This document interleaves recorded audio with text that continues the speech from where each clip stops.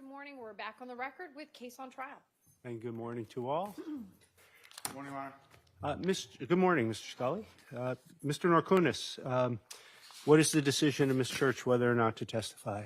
She has chosen not to testify, Your Honor. Okay. Ms. Church, I'm going to have a brief conversation with you about that decision. If you would stand up just while we chat with each other. No need.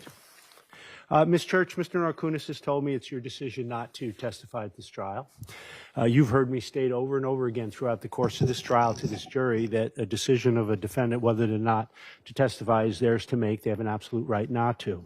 And if you do not testify, I am prepared to tell this jury in my final instructions that they may not consider that in any way in assessing whether the Commonwealth has proved the charge made against you. And I'll go so far as to tell the jury that they may not even discuss the fact that you've chosen not to testify in their deliberations. What I want you to understand, however, is that you have an absolute right to testify if you wish to do so. Do you understand that? Yes. It's important that you have consulted with your attorneys, Mr. Norkunis and Mr. Scully, about this decision, and I have no doubt that you have. I've provided opportunity for you to do that. And it's important that you give due consideration to their advice and counsel because they're very able and experienced attorneys. But in the end, it's your decision whether or not to testify. Do you understand that? I do. So regardless of whatever advice you may be receiving from your attorneys, if you wish to testify, you have the right to do so. Do you understand that? Yes. Is it your decision, Ms. Church, not to testify? Yes, it is. Thank you. You may be seated. Just a couple of other housekeeping matters, or really matters that relate to the instructions, and we're still waiting for 2 jurors, by the way. First, with respect to my practice, which you may or may not have noticed in reading the instructions, of letting the jury pick their own foreperson, does anyone have an objection to that practice? Mr. Camilio? No, Judge. All right, very good.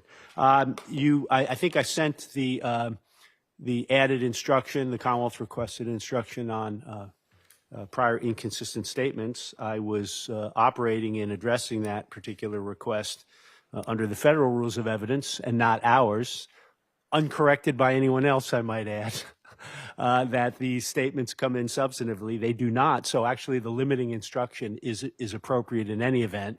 As I said in my email to Ms. Draper that I think she probably included in her email to you, I just worked right off. There's a very good district court model instruction, which is what I used. Any issues with that instruction, Mr. Camilio? No, Judge, thank you for saving no issues, Your Honor. All right. 2 other things about the instructions that I've tweaked just a little bit that I want to bring to your attention, and I haven't yet printed out copies because I'm going to go back and send them to our judicial secretary, and each counsel will have their own copy.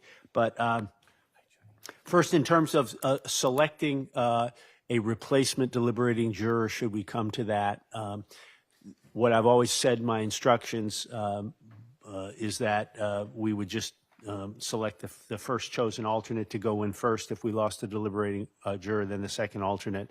I've tweaked that a little bit, really to comport with Ms. Draper's fairly standard practice, and I think it's probably a fairly standard practice elsewhere, which is that if we were to lose a deliberating juror, we'd just take the 4 selected alternates, put their numbers in a drum, and randomly select a replacement, and do that anytime we needed to select a replacement. Any issues with that, Mr. Camilio? Mr. Scully?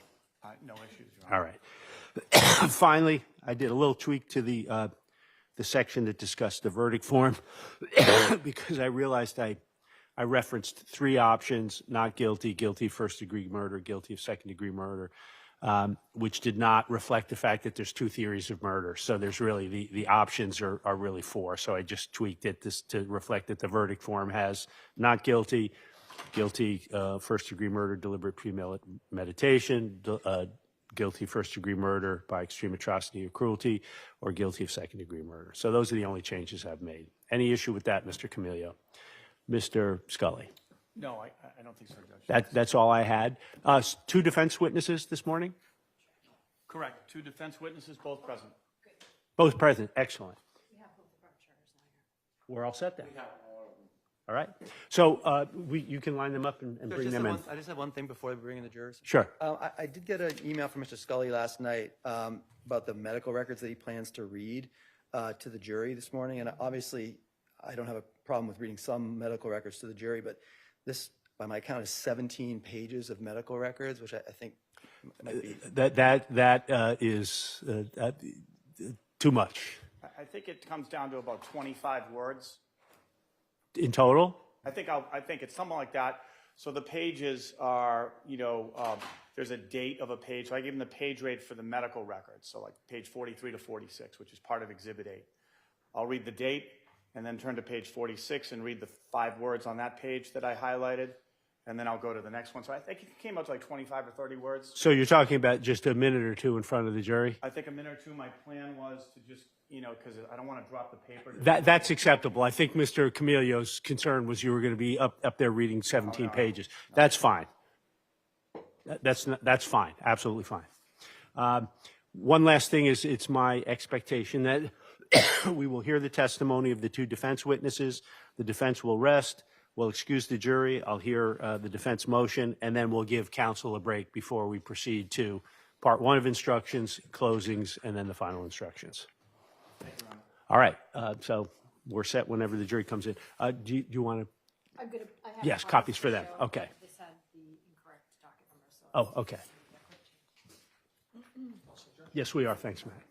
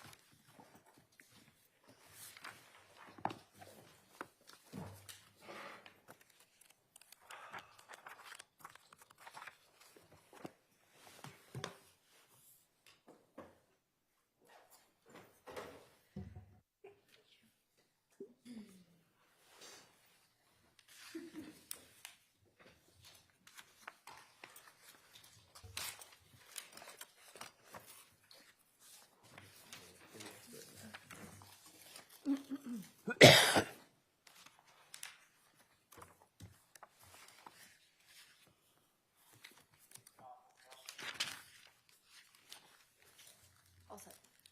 Good to go, Maddie. Good to go. Come right in. Oh, yes. Thank you.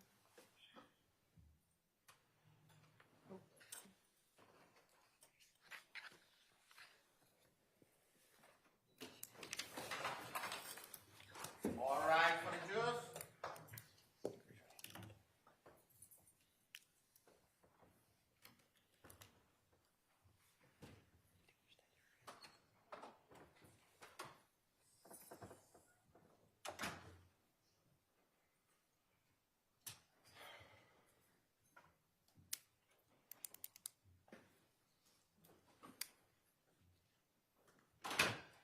Be seated.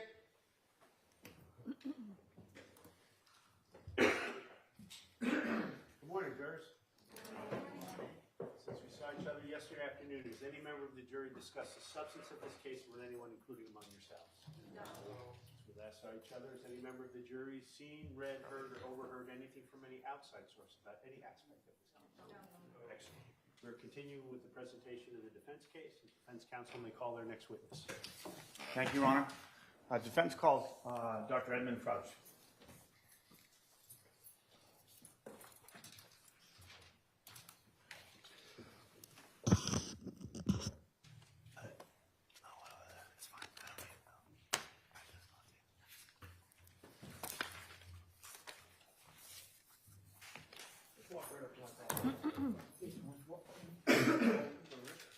May we pause for just a moment? I want everybody to stay in place. I'm going to absent myself for about 30 seconds. I forgot to do one thing before I brought you in. We have finalized the jury instructions. I need to send them to our judicial secretary to start copying them, and I want that to occur while the witness's testimony is going on. So people stay in place. I will leave the bench. No stand up, sit down. I'll just come and go. In a moment, I'll be right back. You want him to go to the witness stand?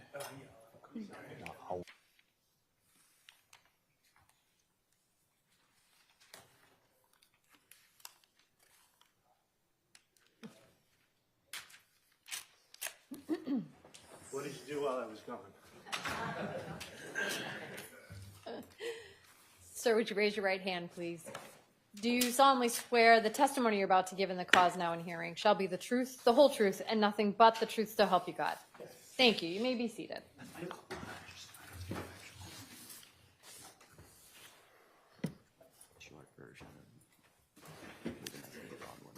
Thank you.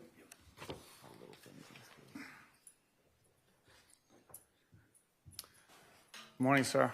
Good morning.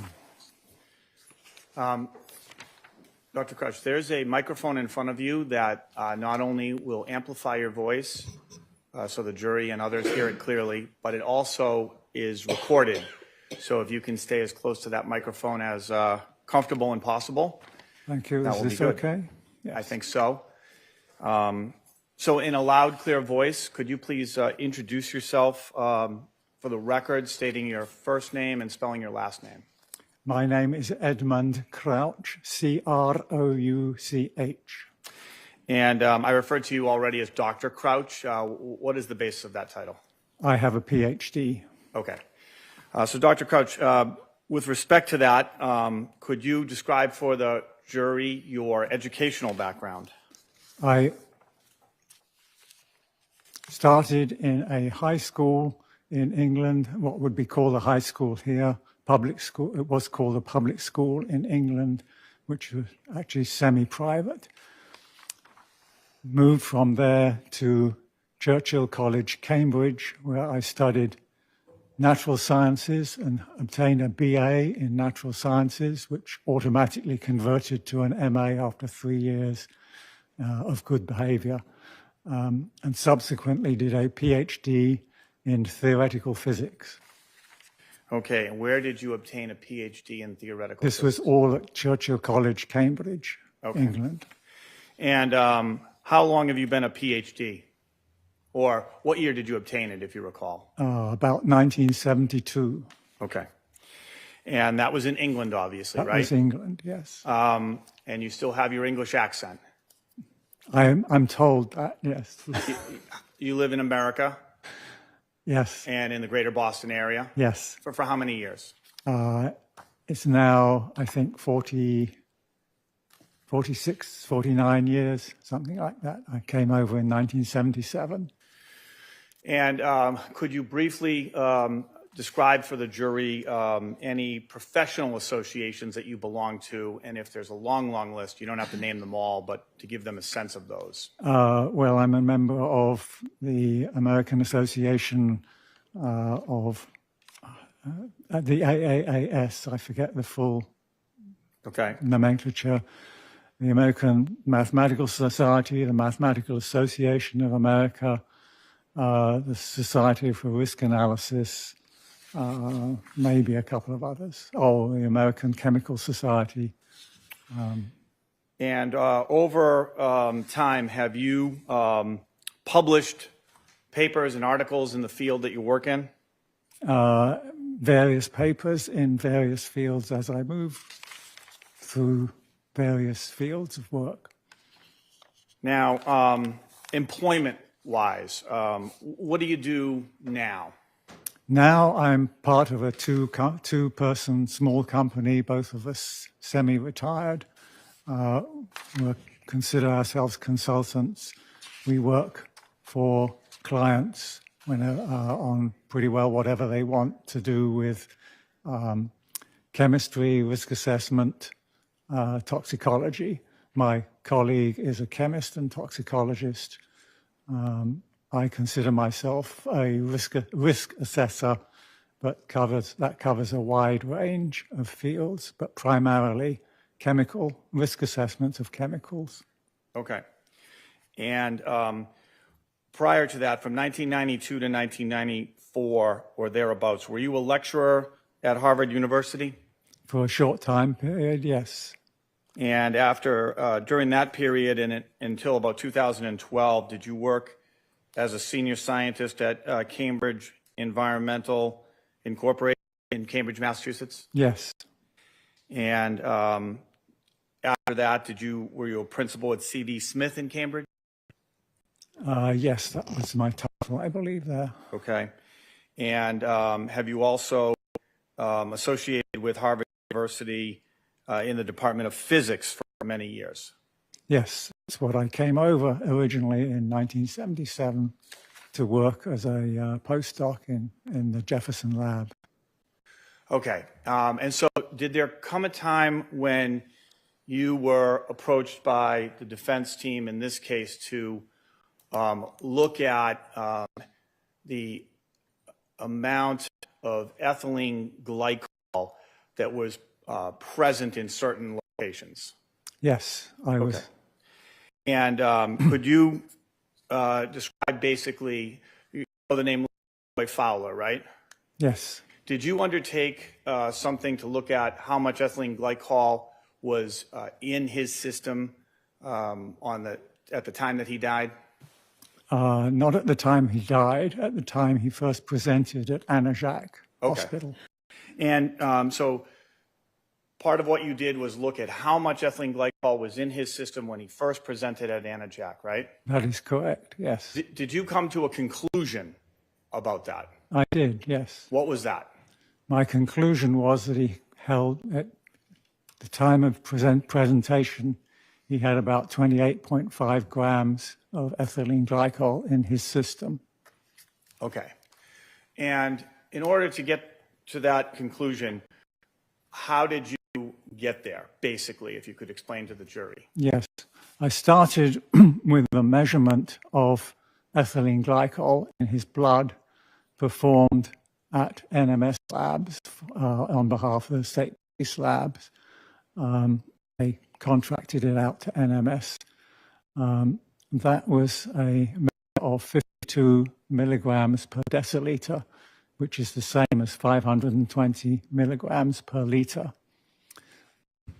Now, ethylene glycol, when it gets into the body, when it's ingested, is absorbed fairly rapidly and spreads throughout the body. It's carried around the body by the blood. And in the body, in the blood and throughout the body, it's dissolved in the water of the body.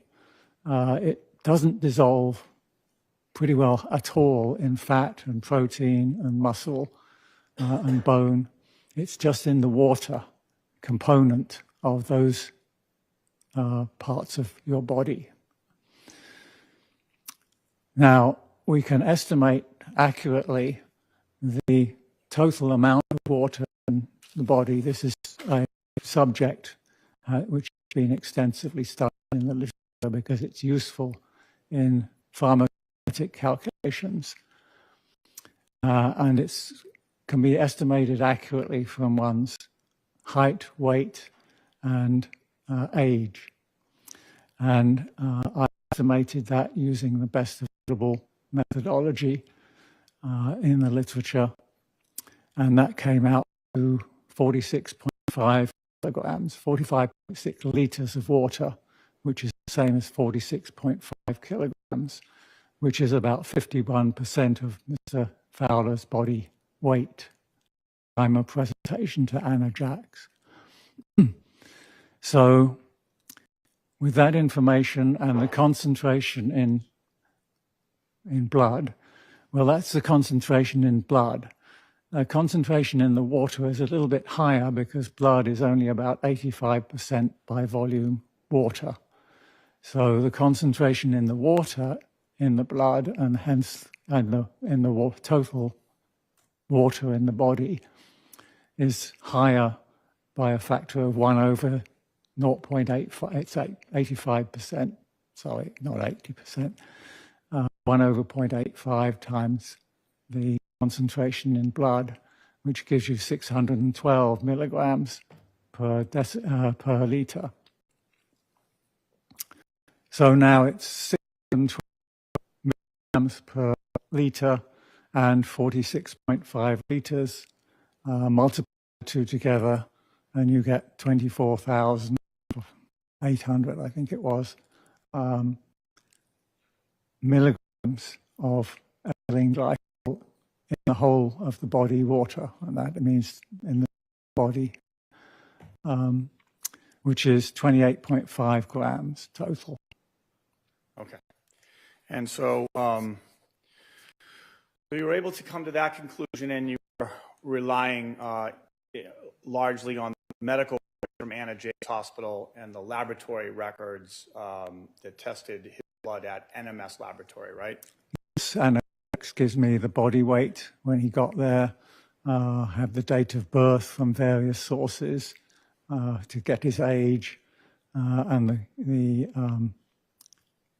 weight, and his height was measured at autopsy as 5'10". So I got his height, weight, and age. By reviewing the autopsy report and records. That's correct, Okay. yes. Now, so you've got that calculation for the amount of ethylene glycol in his blood at presentment at Anna Jake's. Well, in his whole body, In his whole body. yes. And did you then also seek to determine how much ethylene glycol was in what's been referred to as the sample from the Powerade that NMS tested in this case? Yes, again, the state police lab contracted out to NMS and they measured the residue from the Powerade bottle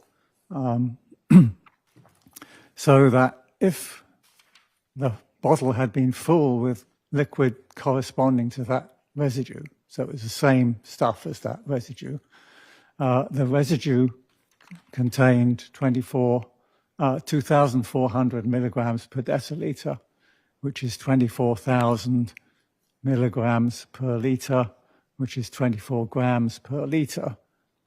And the bottle was a 20-ounce bottle, 20 fluid ounce bottle, which is exactly 0.6 of a liter. That's a USDA requirement for labeling, that you have 1 fluid ounce is exactly 30 milliliters. So multiplying those two together, the volume of 0.6 liters and the 24 grams per liter gives us 14.4, I think it was, grams of ethylene glycol in a full Powerade bottle containing a liquid similar to the residue. Okay. So what was left in the Powerade bottle was sort of a residue amount, a small amount, right? Yes, But it had a percentage of it that was ethylene glycol, right? yes. And you remember what that percentage by weight was? Well, it was about 2.4%. That's 24 grams per liter. About 2.4%. Yeah, And then what you extrapolated is if the bottle had been full to its 20 ounces, then it would have contained, based on the 2.4%, 14.4 grams of ethylene glycol, right? if it was the same as the residue, yes. If it was the same. If the contents of the bottle were the same as the residue, yes. So in order to get that amount of ethylene glycol that was in Leroy Fowler's blood system, would drinking 1 full bottle of the Powerade have been sufficient? No, Okay. it would require about twice that, two bottles full. So would it be fair to say that it would require at least 2 bottles? Yes. Okay. All right. Thank you very much. No further questions, Your Honor. Mr. Camellia. Thank you, Judge. Good morning, sir. Good morning. Before I get to your math, we'll call it, I just wanted to ask you a few questions about ethylene glycol itself, okay? Yeah. All right. So ethylene glycol, it's a chemical found in various consumer products, correct? As far as I know, yes. Well, you wrote that in your report. Yeah. So you do know that. Yes. And one of the main places that it's found for consumer products is in antifreeze, yes? I don't know the relative amounts of ethylene glycol in various different consumer products, but antifreeze is certainly a major component. Okay. Ethylene glycol is a sweet-tasting liquid, yes? Yes. Okay. And because it is sweet-tasting, it can be dangerous, correct? Apparently, yes. And because it is sweet-tasting, and oftentimes colorful. It can be accidentally consumed by some people, right?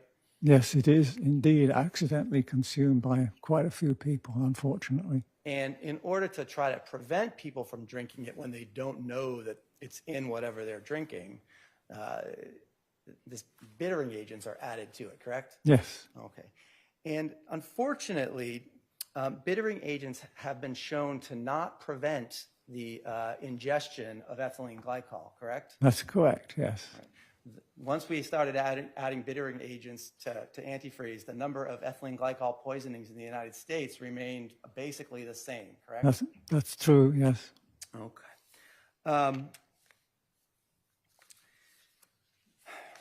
Now, in order to do your calculations, which I will confess, law school did not prepare me for, you had to make some assumptions, correct? Yes, All right. You had to make an assumption about the total water in Mr. Fowler's body. I had to calculate that. Okay. Well, but you don't know. You calculated based on averages, correct? Based on averages for an average person, 5'10", weighing Mr. Fowler's weight and Mr. Fowler's age. That's correct, yes. So everybody's different, and so Yes. those things vary from person to person. Yes, Okay.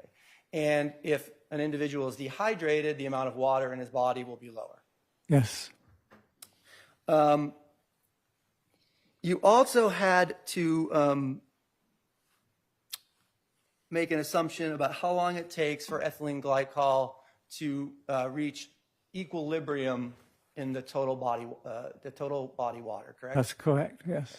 So depending on the number that you choose for that assumption, that would change the amount of ethylene glycol that was present in the body water, correct? Yes, Okay. So when a drink, and I'll just use my bottled water here as a substitute. When somebody drinks a liquid containing ethylene glycol, or really containing any liquid, first place it goes is into the stomach, correct? correct. From the stomach, it then goes into the bloodstream. Well, usually from the small intestine or the intestines rather than the stomach, primarily. And then it hits the bloodstream. Yes, And then it starts to make its way through the water in the body. yes, Okay.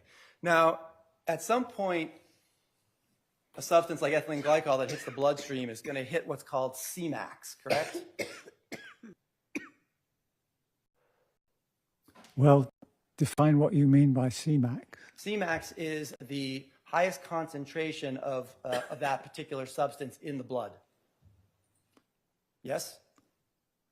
If you define it that way, that's the way it is, yes. Not familiar with that term?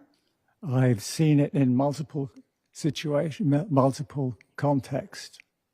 All right. I mean, And so Cmax at some point is going to be higher than the concentration of whatever that particular substance is in the body of the total body water, correct? no. I mean, if it's the concentration in the blood, it's the concentration in the blood. Well, it's the concentration in the blood, but the concentration in the blood is Oh, not the same as the concentration in the water For some period of time. of time, the concentration in the blood will be higher than in the total body water on average, yes. Exactly. So if the blood was measured at a time when the concentration in the blood was higher than the concentration in the water, that would affect your calculations. Yes, And your calculations would essentially not be correct. they would not be correct if that was true, yes. So the takeaway from your testimony, as I understand it, is that it's possible that the blood was measured before all of the ethylene glycol hit the water in the body. In this case, no. Not, okay. Why not? Well, Mr. Fowler was observed, I believe, at least 7:30 and possibly earlier, already under the influence of some substance. Fair. So and it can take up to 4 hours in a healthy person for that ethylene glycol to reach equilibrium in the total body, total water body. Correct? No, it would be a bit shorter than that. So 2 studies have hours. shown between 1 and 4 hours is how long it takes for ethylene glycol to reach equilibrium in the water of the body. Now, I would say at most 2 hours. And as you noted in your report, if someone has particular health problems, that can cause it to be even slower. No, the slower thing in the report is the metabolism, which is a different thing entirely. So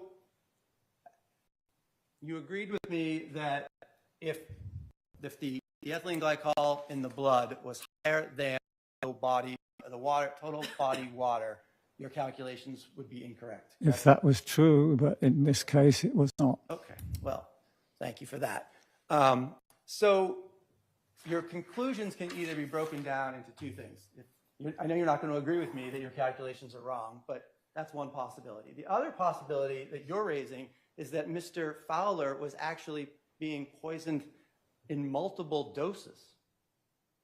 Not necessarily. Not necessarily. Well, he had 52 grams per deciliter of ethylene glycol in his blood. Yes?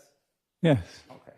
And you say there wasn't enough in the Powerade bottle to have gotten his blood to 52 milligrams per deciliter, correct? Yes.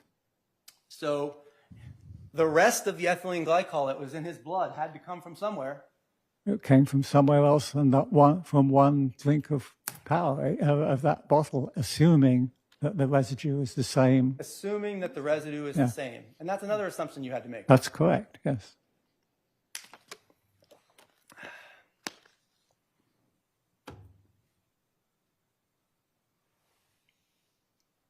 Thank you, Judge. I don't have anything further. Mr. Scully. Basically, based on your calculations, assuming the residue was the same, you would have had to have drank at least 2 bottles of that Powerade. Well, there had to be some other source, or not some other source entirely, yes. No further. Do you any follow-up on No, that? thank you, Judge. Thank you very much, Dr. Crouch. Thank you may you. step down. Thank you.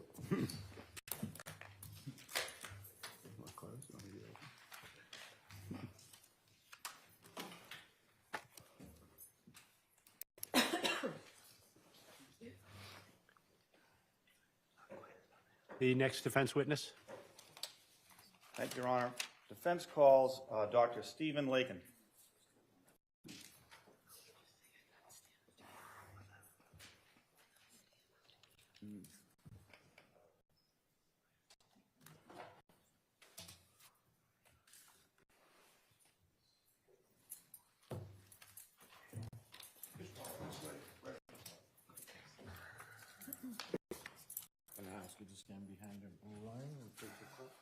Sir, do you solemnly swear the testimony you are about to give in the cause now in hearing shall be the truth, the whole truth, and nothing but the truth, so help you God? I do. Thank you. You may be seated.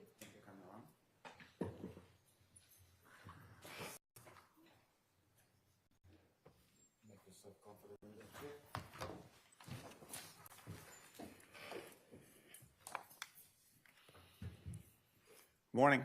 Good morning. As you know, the microphone there projects your voice for the jury to hear it, and it also triggers the recording, which is taking place, so transcripts can be made later, if necessary. So just please use that microphone to the best of your ability. I will. Okay, thank you. And in a loud, clear voice, could you introduce yourself to the jury, say your name and spell your last name for the record? Good morning. My name is Stephen Leaken, S-T-E-V-E-N, Leaken, L-A-K-E-N, and I have a PhD in cell and molecular medicine from Johns Hopkins. Okay, and so that's why I refer to you as Dr. Leaken, correct? Yes. Dr. Leaken, in addition to that PhD, could you summarize basically for the jury your educational background? Yes, I earned my Bachelor's of Science degree from the University of Minnesota in genetics and cell biology. I worked as a technician for a year.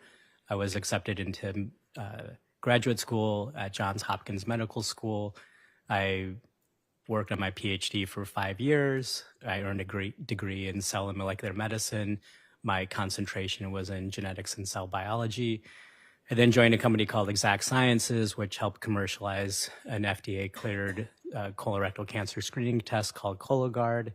And then since that time, I've been working on a number of startup companies, help consult with companies that are working on new diagnostics devices, and also do the DNA forensics work.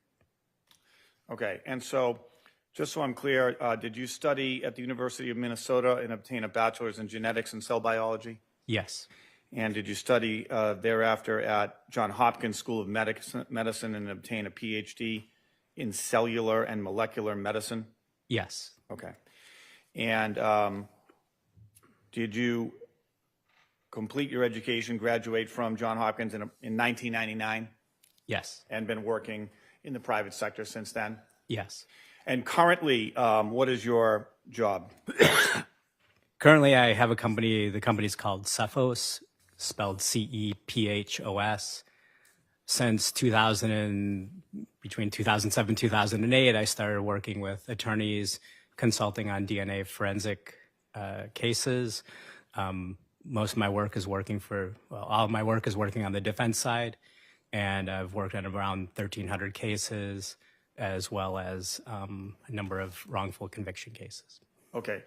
And is it fair to say that in that area of work that you do now, frequently defense lawyers such as us give you DNA data and reports and conclusions that were generated in cases by the Massachusetts State Police Crime Lab? It can be the Massachusetts State Police Crime Lab. It can also be private labs or other states. Okay, and sometimes the crime lab contracts out with other laboratories to do certain types of DNA work? Yes, that's correct. And is it fair to say that you get all the data and sort of do a top-to-bottom review of it to see if you spot issues? Basically, what I do is ask for what's called the DNA case file, which is generally the lab's notes and written contemporaneous records along with the testing that gets done. I ask for those along with what's called the raw electronic data, basically the data that goes into producing a DNA profile. There may be criminalistics reports. In the cases of criminalistics reports, those are people that are basically analyzing the evidence at the crime lab, maybe taking pictures or doing certain serological testing or testing for biologic fluids. I may review some police notes and police records. And then basically I come to my own opinion and then communicate those to the attorney. Okay, and did you undertake to do that in this case with respect to the DNA evidence that was provided to you by us relative to this case? Yes. And do you recall looking at DNA evidence relative to item 2-1.2.1, which was described as the handle and an exterior cap of a bottle of de-icer? Yes. And is it fair to say that several profiles, at least 3 profiles, were generated as a result of DNA testing done on that item? Yes. Okay. And you reviewed those profiles and that data to see if you identified any errors, correct? Correct. And did not? Correct. Okay.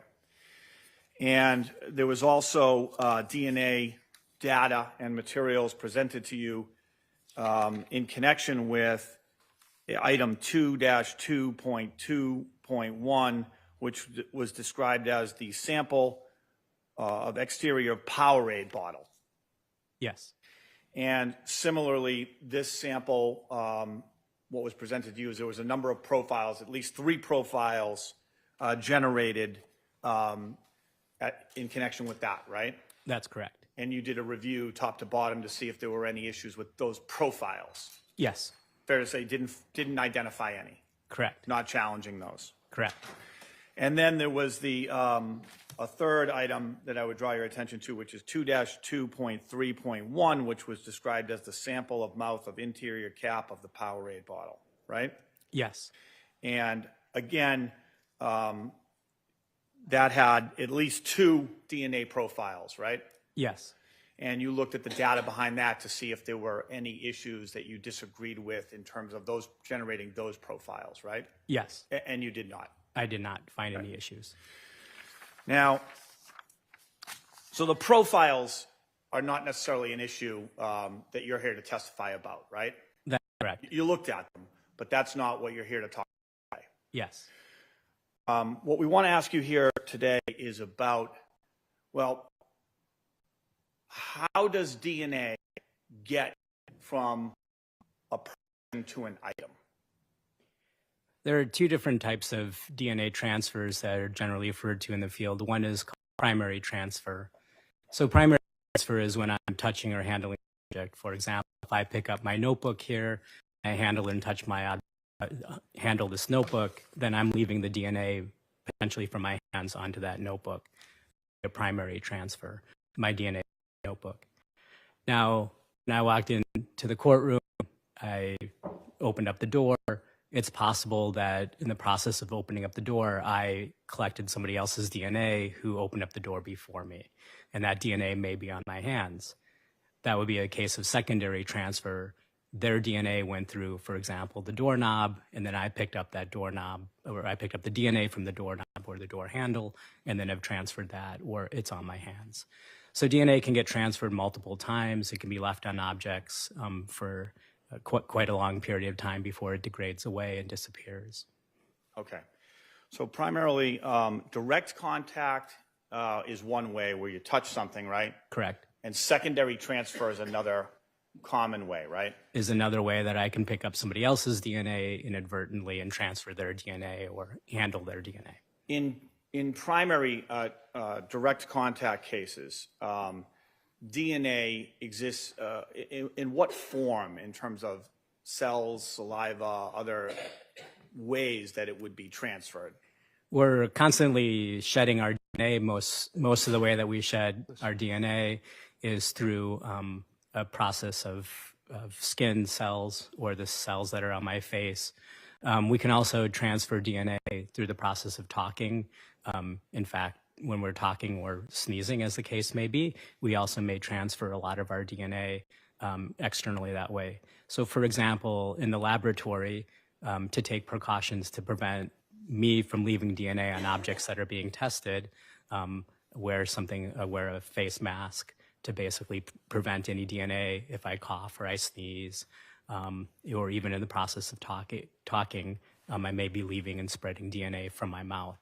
I wear basically gloves, and the gloves are to prevent my DNA from my hands being transferred to any object. And the sleeves in the laboratory are a little bit different than a common lab coat that's worn. The lab coat that's worn, the sleeves have cuffs that are relatively large, and those cuffs are basically meant to go across my wrist. And then when I wear gloves, I can put those gloves and overlap those gloves on my wrist so that there's actually no gap between the gloves and my lab coat such that DNA may be dropping down on top of things. I also wear a hairnet, and the hairnet or a beard net are those to basically prevent DNA from my hair or the skin on my hair from shedding off and landing in tubes. Okay. So is it fair to say that a DNA analyst or scientist, when they detect DNA present on an item, that's not the same as detecting when and where or how that DNA got on the item? That's correct. All right. And when and where and how is really outside the scope of the DNA expert's abilities, right? That is correct. You're looking at profiles. It's there, or it isn't there, or there's a percentage chance that it's there. A statistical chance. So yes, that's absolutely true. The statistical chance is when we see a profile, what's the chance of finding a profile that's similar to that in the population, not the chance of finding a profile left on that item. So we have, as an exhibit in this case, a Powerade bottle, which is identified as Exhibit 30 here. So if I'm following what you said correctly, one way that DNA can get onto this bottle is through sort of a direct handle touch primary transfer. Is that right? Yes. And a second way could be if the person who's doing that direct touch of the bottle also has DNA of someone else that they have picked up somewhere along the way, right? Yes. Either directly from having contact with that person, right? Yes. Or sharing a bed with them, Yes. or touching a door handle, Yes. or just living in the same home. Yes. Okay. And is a third way that possibly this surface here that I've been using could have my DNA on it, right? Yes, Might or it might not, right? that's correct. This surface has been here a long time. It could have other DNA on it, right? Yes, Okay. And is it possible that if an item is placed on this surface, that there could even be a transfer that way? it's possible, yes. Okay. All right. Thank you very much, Doctor. I have no further questions. You're welcome. Ms. Strasnick? If I may just have a moment to grab a couple exhibits. Yes, you may. Thank you.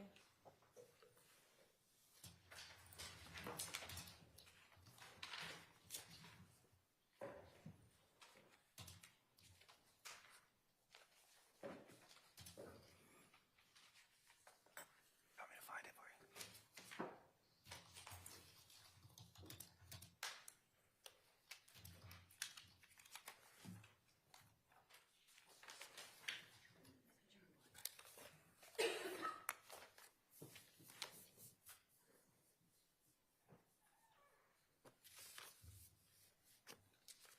While he's looking for the one exhibit I can't seem to find.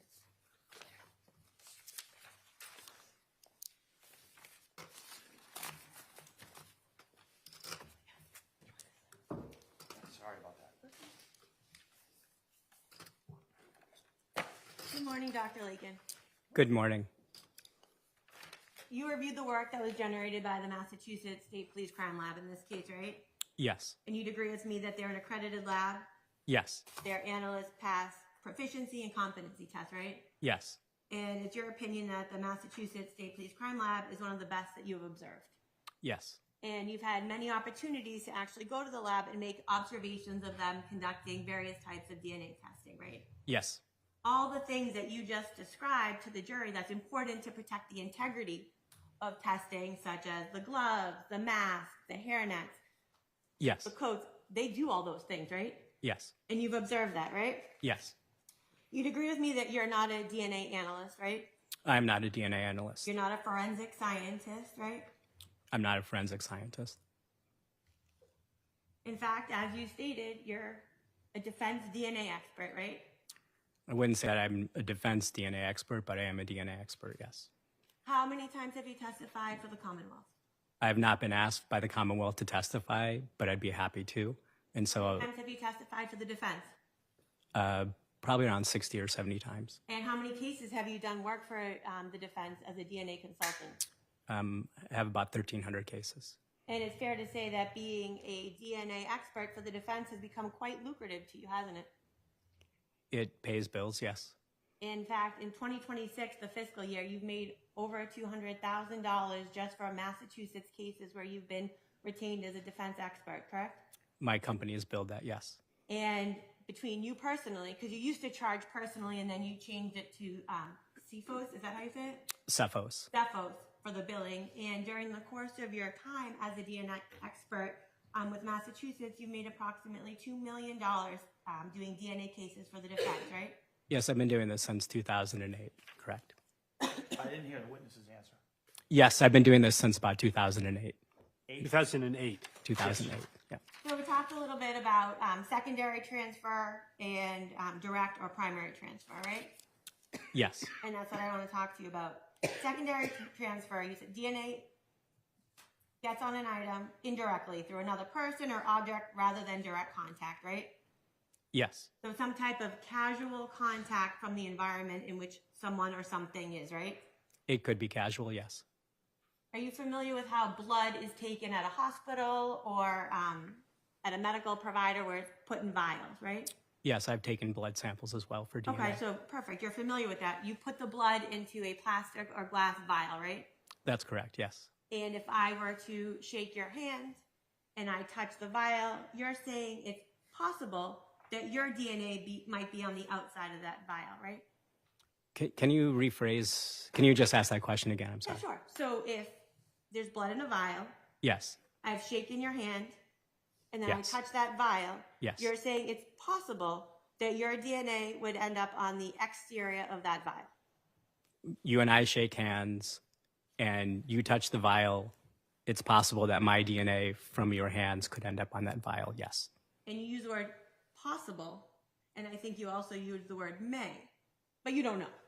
When DNA ends up on an object, it's not possible to tell how that DNA or when that DNA ended up on an object. That's So correct. It's possible, but not probable, right? I wouldn't give a probability of it because there's no probability statement that can be made from that. So statistically, You don't know. it's not possible to come up with a statistical statement. And you'd agree, no matter whether it was your DNA possibly on it or my DNA possibly on the outside of that tube, neither of our DNA is going to be inside that tube, right? That is correct. I want to talk to you about direct transfer. DNA can also be transferred directly, right? Yes. For example, if I hold the handle of a firearm and shoot someone, my DNA could be on the handle of the firearm, right? Yes. If I hold a bottle, my DNA could be on that bottle, right? Yes. Are you familiar with buccal swabs? Buccal swabs, yes.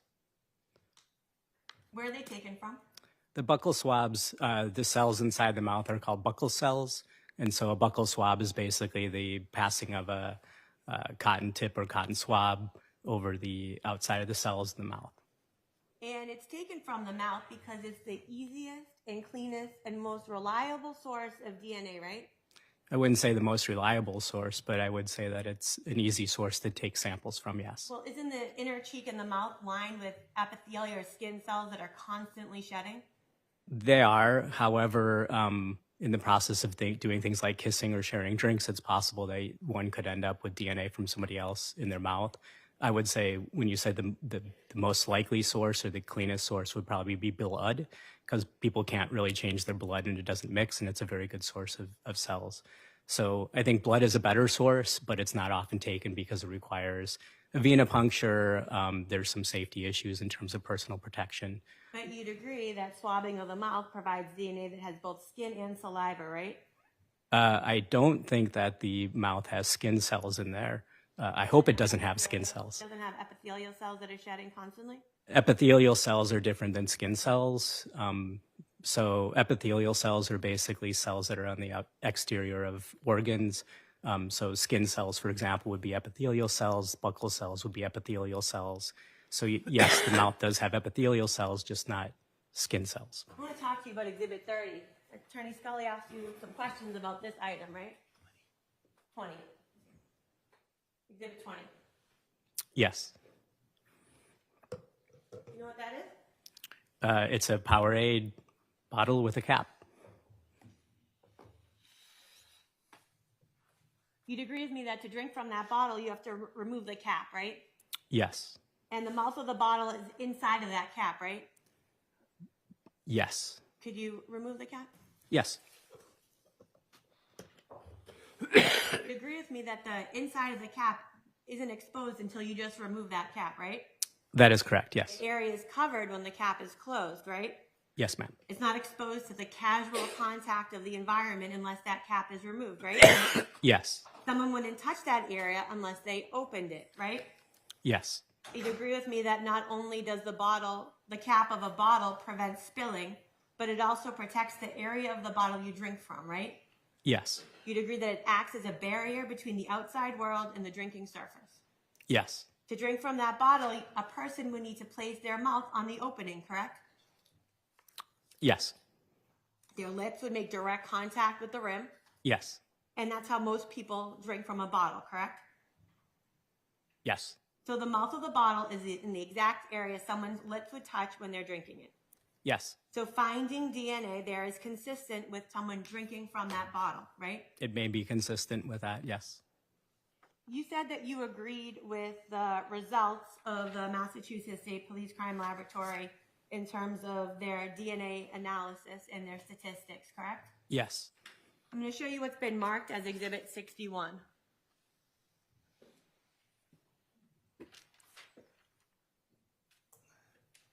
So you agreed that the DNA of Leroy Fowler was 9.96 tillion in favor of his DNA being present on the exterior of the Powerade bottle, right? The statistical statement you gave needs to be read in full. I'm happy to read the statistical statement. I don't disagree with the Commonwealth's report. So you agree with the statistics, and this is a large amount of DNA that was present, correct? It was not a large amount of DNA present. It was a full profile, right? It was a full profile, yes. And you agreed that Barbara Randall was excluded from any part of that bottle, right? I do. I have no further questions. Mr. Scully. No further questions. Thank you very much. Thank you very much, Dr. Leaken. You may step down. Thank you. Thank you. Your Honor, do you want me to? You can just leave that right there. Thank you, sir.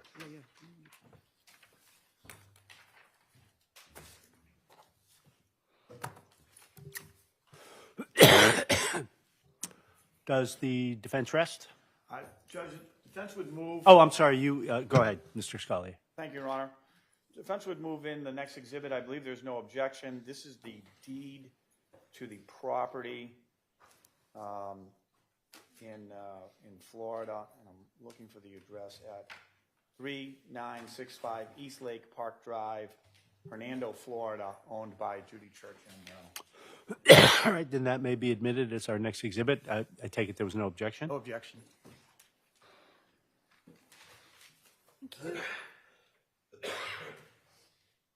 Exhibit 67, so marked. And with the court's permission, may I Read some medical experts. publish this to the jury Oh, briefly? yes, you may.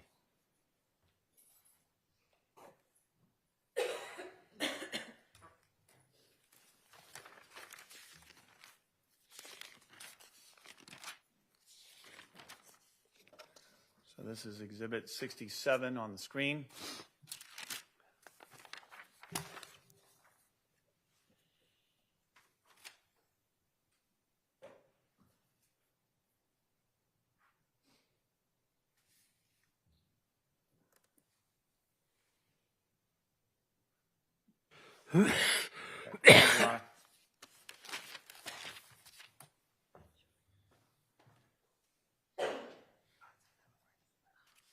And lastly, with the court's permission, we have several entries from medical records of Mr. Fowler we'd like to read to the jury. Yes, you may. Jurors, yesterday, just as I allowed Mr. Camilio on behalf of the Commonwealth to read a few excerpts of some notebook entries, all of which are part of the evidence in this case, have been admitted as exhibits and are available for you to review. I'm going to permit Mr. Scully to highlight a few passages in medical records that have been admitted as exhibits, are available in full for your review, but he's going to read a few passages, and I think in each instance he'll identify the medical record and the date. Go ahead, Yes, Mr. I Scully. will. Thank you, Your Honor. These are all from Exhibit 8.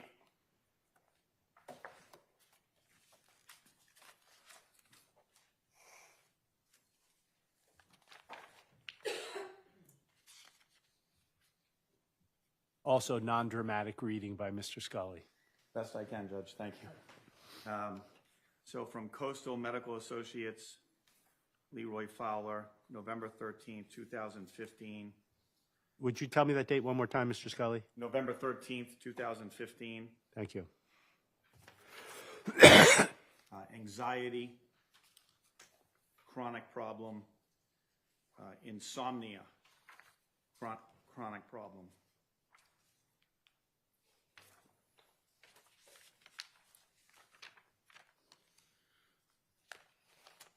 From Coastal Medical on April 28th, 2017.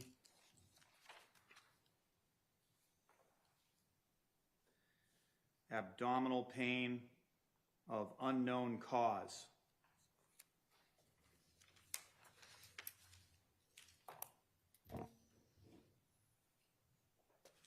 From Coastal Medical on July 11, 2018.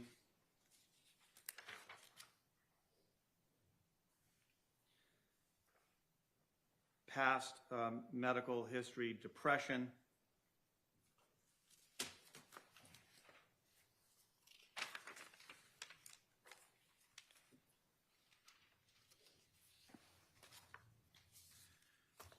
from Coastal Medical, August 27th, 2019.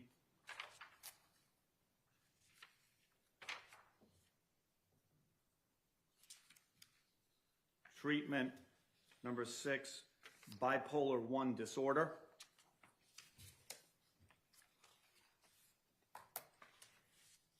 September 30th, 2020, Coastal Medical. Assessment, hypertension due to drugs.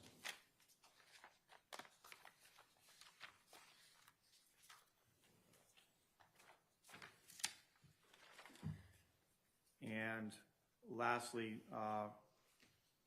from June 13th, 2022, Dr. Shane, Office of Dr. Shane Murray, history, chronic lower back pain, abdominal pain, impression, moderate constipation. Thank you, Your Honor. Thank you. And with that, Mr. Scully, does the defense rest?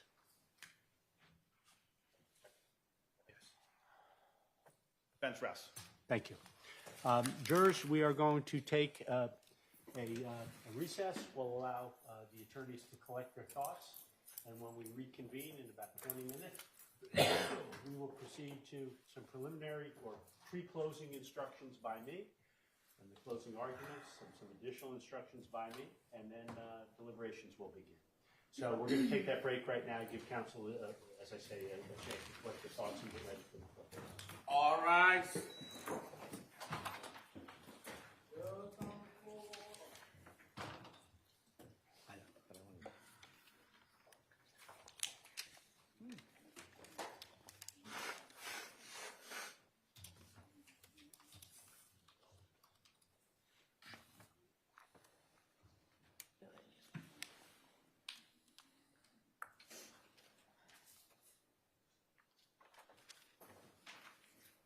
Court is back in session. Take your seat.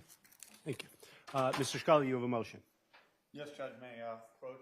Yes, you may. I think I printed this the other day, so it says 326, but.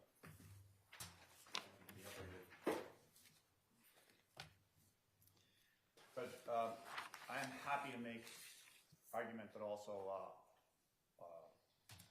waive argument at this time. All right. Thank you, Mr. Scully. The motion for a directed verdict has been renewed at the close of all the evidence. I do not find that the Commonwealth's case, viewed in the light most favorable to the Commonwealth by the jury, has degraded through the presentation of the defense case to the point where it changes the determination that I previously made, which is that the evidence is sufficient, construed in the light most favorable to the Commonwealth, to satisfy beyond a reasonable doubt the elements of the charged offense of first-degree murder on both theories. And so I therefore deny the renewed motion, and we'll take that recess of 20 minutes or so, and then we'll reconvene for instructions and closings. Thank you. Thank you all. Court, all rise. Judge, I'm sorry, before we go, one thing. Yes. At the beginning of the trial, there had been some discussion about expert testimony that ethylene glycol could be a substitute for cocaine or used for various things by a cocaine addict. None of that came in during the course of the trial, so I would just ask that the court instruct the defense that they cannot argue that in the closing. Mr. Norkunis? Judge, I think the medical records are full of, he has polysubstance abuse from both tobacco and cocaine, or within each of the 3 medical records. They're also in his own personal medical records, which are all now exhibits within this issue here. I don't think that I was going to rely significantly on that, but I think that my memory is testimony did come in from several of the civilian witnesses about his cocaine use in here, I believe. I think it was Mr. Hawkins, if I'm not mistaken, had talked about it. There's certainly evidence. There's evidence about Mr. Fowler's cocaine use. Mr. Camillo is correct to my recollection, and I was listening for it. I didn't hear any competent medical or toxicological testimony by any witness that, for example, someone in the throes of cocaine withdrawal, if they have a substantial substance use disorder with respect to cocaine, might seek out ethylene glycol and intentionally ingest it. We had that discussion during the motions in limine, where I made plain that I would not permit that to be argued unless competent supporting testimony was presented so that the jury would have a basis for drawing such an inference. It has not been presented, so I won't permit that argument. That is that the jury might find that Mr. Fowler would have intentionally ingested a mixture, a drink of some kind with ethylene glycol because he was experiencing some sort of cocaine withdrawal. That's not permissible because there's no supporting evidence. I don't intend to make that type of statement, Judge. My statement that's in my notes here would be, he's at one of the most climactic moments of his life. The medical records show you that he suffers from depression, he's bipolar, he has polysubstance abuse, he has a pacemaker. The hospitals indicate that also his use of cocaine and cigarettes are a concern. That's all evidence before the jury. I don't have an issue with you saying those things.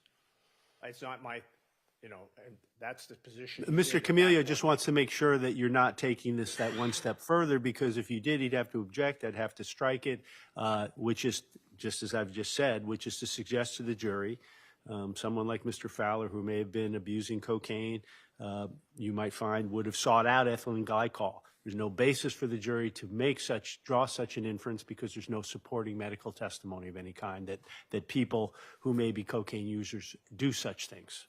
I'm not going to say what other people knew. I'm going to say what condition he was in. One of the most climactic moments in his life. He's at the hospital and he has EG. There's testimony from many witnesses that have said people on their own do consume ethylene glycol. I think Mr. Camillo just asked Mr. Crouch about that. That you may argue anything that's in evidence, and in the fair inferences from the evidence that doesn't require some expert testimony that hasn't been adduced or presented. So, I'm not going to micromanage the closings. This was one particular issue of concern to Mr. Camillo. You're not going there, and that's fine. Okay.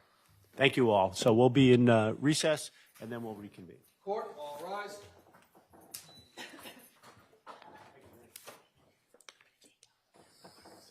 Court will stand in recess.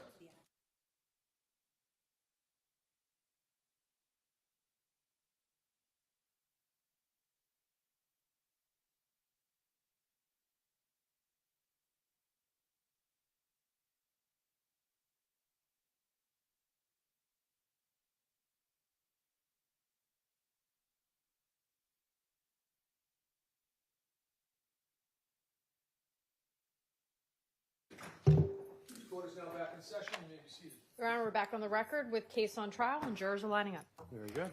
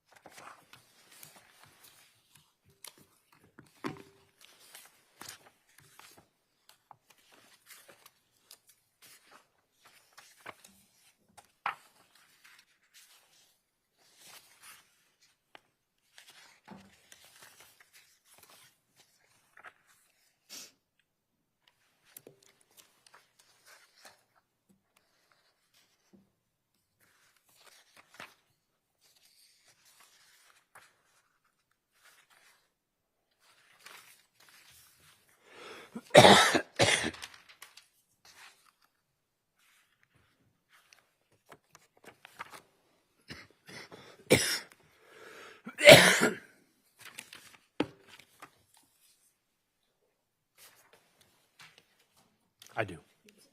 No, but I just got brought some. That's a tea.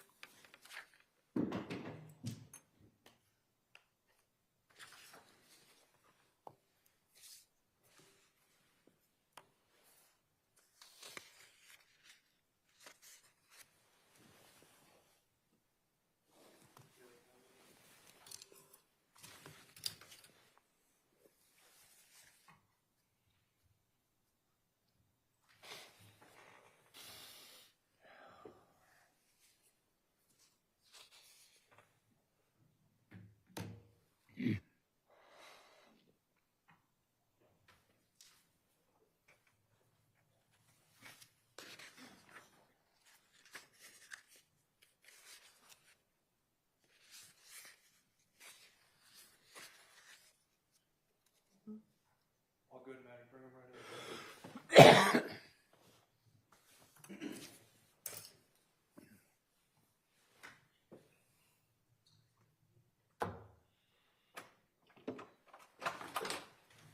All right, for the jurors.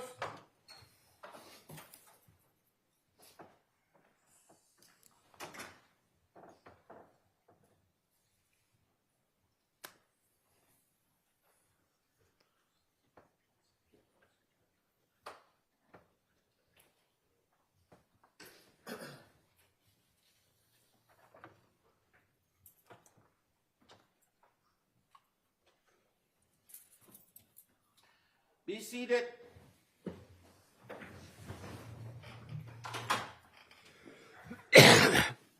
Jurors, you've all been provided with a copy of my written jury instructions, so I see all of you have them in your hands. Before I begin, I just want to make a few observations. First, I'm going to read these instructions to you verbatim. I do that with an understanding that that can be a fairly stupefying experience. But I do that because under our rules, if I read the instructions to you verbatim, I'm permitted to provide you a written copy of them. And so that's why I have to stay completely on script. That's why you're able to have a written set of instructions. Second, with respect to those instructions, I do my very best to proofread them and catch all typographical errors. I hate the thought of my work going to a jury with some typos, but inevitably, as I read the instructions, I spot some. And if that occurs, you will typically see me correct them on the fly. Finally, there are a number of headings and subheadings in these instructions. I don't read them. I read only the text. But the headings and subheadings are available to kind of organize the material. And during your deliberations, if you wish to find some portion of the instructions, it may make it easier for you to do so. So with that, we'll see how I'm able to proceed, but we will proceed. Jurors, thank you for serving on this jury. Jury service is a very important part of our democratic self-government. You are responsible for upholding the law and our principles of justice. That is what you all promised to do at the start of this trial when you took your oath as jurors. You must carefully consider all of the evidence, decide who and what to believe, and decide whether the prosecution has proved beyond a reasonable doubt the single charge that is before you. The final part of this trial will take place in 3 steps. First, I will give you instructions about the law for the specific charge in this case. Then the attorneys will make their closing arguments, where they will highlight the evidence that they think is important and argue in favor of the conclusions that they ask you to reach. After the closing arguments, I will give you general instructions that apply in every case. 4 of you will then randomly be selected to serve as alternates. The remaining 12 jurors will then work together in private in what we refer to as deliberations to reach their verdict. Please pay close attention to my instructions. All of my instructions are important, and you must follow all of them, even if you do not agree with them. To make sure that I give you the instructions accurately, I will read them to you. You've each been given a written copy so you can read along as I deliver them if you choose to do so, and that is up to you. and you will have your copies of the instructions with you during deliberations so that you will be able to refer to them at that time if you wish to do so. If you do read along, read along right now as I deliver the instructions, I ask that you not skip ahead. Rather, please read each line as I deliver it orally. I will do my best to make sure that the instructions I now give when speaking match the written instructions. If there's any difference between what I say aloud and what the written instructions say, please follow what I say aloud. I'm now going to address the fundamental constitutional legal principles that apply in this and all criminal cases. In doing so, I will be repeating and to some extent expanding upon what I told you during the impanelment process and in my earlier instructions just prior to the opening statements. The defendant, Judy Church, has been charged with the offense of murder in the first degree of Leroy Fowler. I will refer in these instructions to Mr. Fowler, either by name or as the deceased. Every person who is accused of a crime is presumed to be innocent of that crime. The defendant, Ms. Church, is presumed innocent of the charge that has been brought against her in this case. Thank you. That means that you must consider Ms. Church to be innocent of that charge unless the prosecution has proved beyond a reasonable doubt through evidence presented during the trial that Ms. Church committed the offense. I will explain what I mean by reasonable doubt in just a moment. As a defendant in a criminal case, Ms. Church does not have to do anything to convince you that she is innocent of the charge against her. She does not have to explain anything.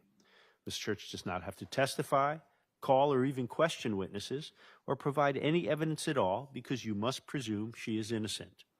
Instead, it is up to the Commonwealth to prove the charge against Ms. Church beyond a reasonable doubt. This burden of proof never shifts to the defendant. After you have considered all the evidence carefully and fairly, if you have a reasonable doubt about Ms. Church's guilt, then your verdict must be not guilty. You may find Ms. Church guilty only if all 12 deliberating jurors agree that the Commonwealth has proved the charge beyond a reasonable doubt. And you may find Ms. Church not guilty only if all 12 deliberating jurors agree that the Commonwealth has failed to prove the charge beyond a reasonable doubt. In other words, as I will discuss again later, regardless of what your verdict may be, it must be unanimous. You have observed that the defendant, Ms. Church, did not testify at the trial of this case. As I told you during impanelment and again in my initial instructions, she had an absolute right not to testify, since the entire burden of proof in this case is on the Commonwealth to prove that she is guilty. Again, it is not up to a defendant to prove that she is not guilty. You may not assume or infer that Ms. Church's decision not to testify suggests that she is guilty of any crime. Simply put, that decision by her is not evidence of anything. The fact that Ms. Church elected not to testify is in no way to be regarded by you as involving the question of her guilt or non-guilt as to the charge against her. You may not draw any negative inference from that decision, so you are not to discuss it or consider it in any way in your deliberations in the jury room. You must determine whether the Commonwealth has proved its case against Ms. Church based solely on the testimony of the witnesses and the exhibits and evidence in the trial of this case. Let me just stop for a moment.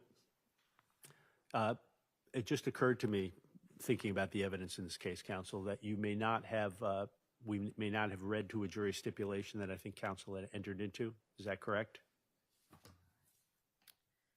We discussed it yesterday afternoon. If we read it or not, Judge. I can do it. We did not, but it's part. We all agree it's part of the evidence, correct? Correct. All right. So that is marked as what exhibit? 66, Your Honor. 66. All right. And it need not be read now, but I just will tell the jurors that Exhibit 66 was a stipulation that counsel have entered into in this case. I meant to read it to you this morning. I did ask counsel to remind me. We all forgot. But I want to make sure that you read that stipulation and understand that that's part of the evidence before you. Getting back to the instructions on page 6 under the heading Proof Beyond a Reasonable Doubt.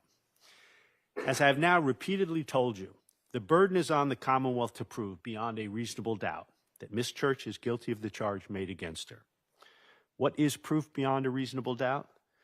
The term is often used and probably pretty well understood, though it is not easily defined. Proof beyond a reasonable doubt does not mean proof beyond all possible doubt. for everything in the lives of human beings is open to some possible or imaginary doubt. A charge is proved beyond a reasonable doubt if, after you have compared and considered all of the evidence, you have in your minds an abiding conviction to a moral certainty that the charge is true. When we refer to moral certainty, we mean the highest degree of certainty possible in matters relating to human affairs, based solely on the evidence that has been put before you in this case. I've told you that every person is presumed to be innocent until he or she is proved guilty, and that the burden of proof is on the prosecutor. If you evaluate all the evidence and you still have a reasonable doubt remaining, the defendant is entitled to the benefit of that doubt and must be acquitted, that is, found not guilty. It is not enough for the Commonwealth to establish a probability, even a strong probability, that Miss Church is more likely to be guilty than not guilty. That is not enough. Instead, the evidence must convince you of Miss Church's guilt to a reasonable and moral certainty, a certainty that convinces your understanding and satisfies your reason and judgment as jurors who are sworn to act conscientiously on the evidence. That is what we mean by proof beyond a reasonable doubt.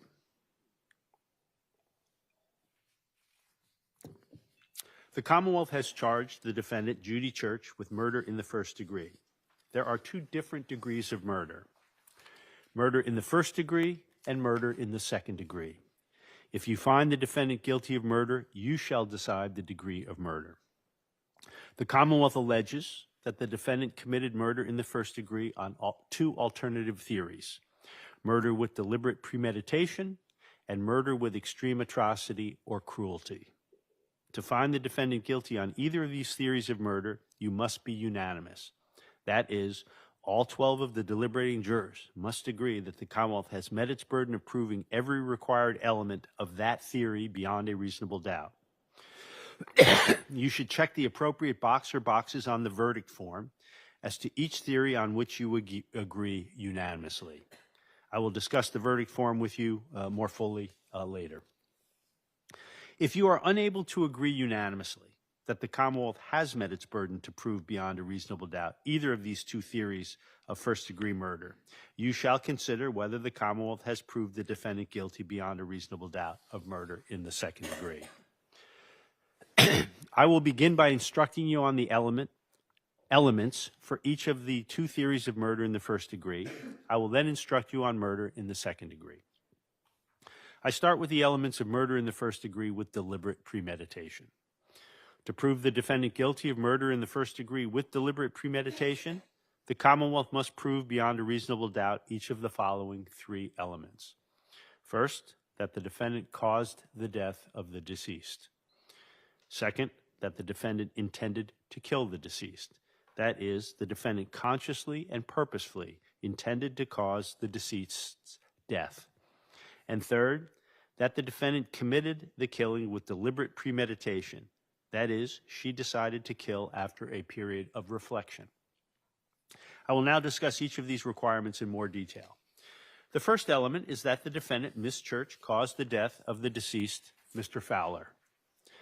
A defendant's act is the cause of death where the act, in a natural and continuous sequence, results in death and without which death would not have occurred. The second element is that the defendant intended to kill the deceased. That is, that Miss Church consciously and purposefully intended to cause Mr. Fowler's death. If you have a reasonable doubt as to whether the deceased's death was accidental because the death was caused by a negligent, careless, or mistaken act of the defendant, or resulted from a cause separate from the defendant's conduct, you may not find the Commonwealth has proved this element of intent to kill the victim. The third element is that the defendant committed the killing with deliberate premeditation. That is, she decided to kill after a period of reflection. Deliberate premeditation does not require any particular length of time of reflection. A decision to kill may be formed over a period of days, hours, or even a few seconds. The key is the sequence of the thought process. First, the consideration whether to kill. Second, the decision to kill. And third, the killing arising from the decision. There is no deliberate premeditation where the action is taken so quickly that a defendant takes no time to reflect on the action and then decides to do it. Next, I will define the elements of murder in the first degree with extreme atrocity or cruelty. You shall consider this theory of murder in the first degree, regardless of whether or not you find that the Commonwealth has proved murder in the first degree with deliberate premeditation. To prove the defendant guilty of murder with extreme atrocity or cruelty, the Commonwealth must prove each of the following three elements beyond a reasonable doubt. First, that the defendant caused the death of the deceased. Second, that the defendant either A, intended to kill the deceased, or B, intended to cause grievous bodily harm to the deceased, or C, intended to do an act which in the circumstances known to the defendant, a reasonable person would have known created a plain and strong likelihood that death would result. I will now discuss each of these requirements in more detail. The first element is that the defendant caused the death of the deceased. This is the same as the first element of first-degree murder by deliberate premeditation. As I've already explained, a defendant's act is the cause of death where the act, in a natural and continuous sequence, results in death and without which death would not have occurred. The second element is that the defendant, A, intended to kill the deceased, or B, intended to cause grievous bodily harm to the deceased, or C, intended to do an act which in the circumstances known to the defendant, a reasonable person would have known created a plain and strong likelihood that death would result. As you can see, this second element has three sub-elements, which I shall call prongs, and the Commonwealth satisfies its burden of proof if it proves any one of the three prongs beyond a reasonable doubt. The first prong, the defendant intended to kill, is the same as the second element of murder in the first degree with deliberate premeditation. The second and third prongs are different from any element of murder in the first degree with deliberate premeditation. The second prong is that the defendant intended to cause grievous bodily harm to the deceased. Grievous bodily harm means severe injury to the body. The third prong is that the defendant intended to do an act which in the circumstances known to the defendant, a reasonable person would have known created a plain and strong likelihood that the death of the deceased would result. Let me help you understand how to analyze this third prong. You must first determine whether the defendant intended to perform the act that caused the deceased's death. If you find that she intended to perform the act, you must then determine what the defendant herself actually knew about the relevant circumstances at the time she acted. Then you must determine whether, under the circumstances known to the defendant, a reasonable person would have known that the act intended by the defendant created a plain and strong likelihood that death would result. If you have a reasonable doubt as to whether the deceased's death was accidental because the death was caused by a negligent, careless, or mistaken act of the defendant, or resulted from a cause separate from the defendant's conduct, you may not find that the Commonwealth has proved that the defendant intended to kill, intended to cause grievous bodily harm, or intended to do an act which in the circumstances known to the defendant created a plain and strong likelihood that death would result. The third element is that the killing was committed with extreme atrocity or cruelty. Extreme atrocity means an act that is extremely wicked or brutal, appalling, horrifying, or utterly revolting. Extreme cruelty means that the defendant caused the person's death by a method that surpassed the cruelty inherent in any taking of a human life. You must determine whether the method or mode of a killing is so shocking as to amount to murder with extreme atrocity or cruelty. The inquiry focuses on the defendant's action in terms of the manner and means of inflicting death and on the resulting effect on the deceased. In deciding whether the Commonwealth has proved beyond a reasonable doubt that the defendant caused the death of the deceased with extreme atrocity or cruelty, you must consider the following factors. 1, whether the defendant was indifferent to or took pleasure in the suffering of the deceased. 2, whether the defendant's method or means of killing the deceased was reasonably likely to substantially increase or prolong the conscious suffering of the victim. Or 3, whether the means used by the defendant were excessive and out of proportion to what would be needed to kill a person. In considering whether the means used by the defendant were excessive and out of proportion to what would be needed to kill a person, you may consider A, the extent of the injuries to the deceased, B, the number of blows delivered, C, the manner, degree, and severity of the force used, and D, the nature of the weapon, instrument, or method used. You cannot make a finding of extreme atrocity or cruelty unless it is based on one or more of the three factors I have just listed. Turning to murder in the second degree, in order to prove a defendant guilty of this, the Commonwealth must prove each of the following two elements beyond a reasonable doubt.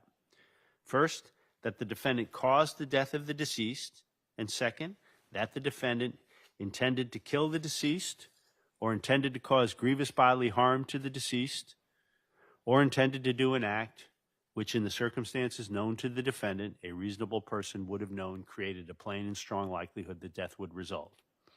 As you can see, the requirements of proof for murder in the second degree are the same as for murder in the first degree, with extreme atrocity or cruelty, but without the element that the killing was committed with extreme atrocity or cruelty. As to the two common elements, the same instructions I have already provided regarding those two elements apply as well to the charge of murder in the second degree. I'm now going to see counsel very briefly at the sidebar, and then I will have a few brief remarks about the closing arguments, and we'll proceed accordingly.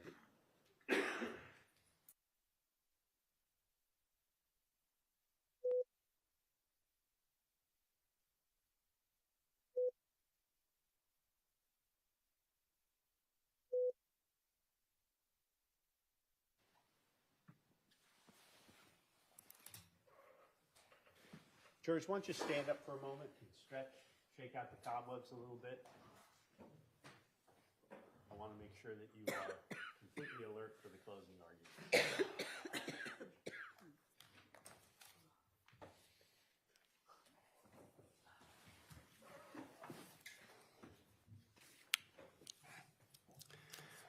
argument. We're now going to proceed to the closing argument stage of the trial. This is an opportunity for each of the attorneys to sum up for you the evidence you have heard and suggest to you how you ought to view the evidence and what inferences and conclusions you should draw from it. If you choose to take notes during the closings, you may do so.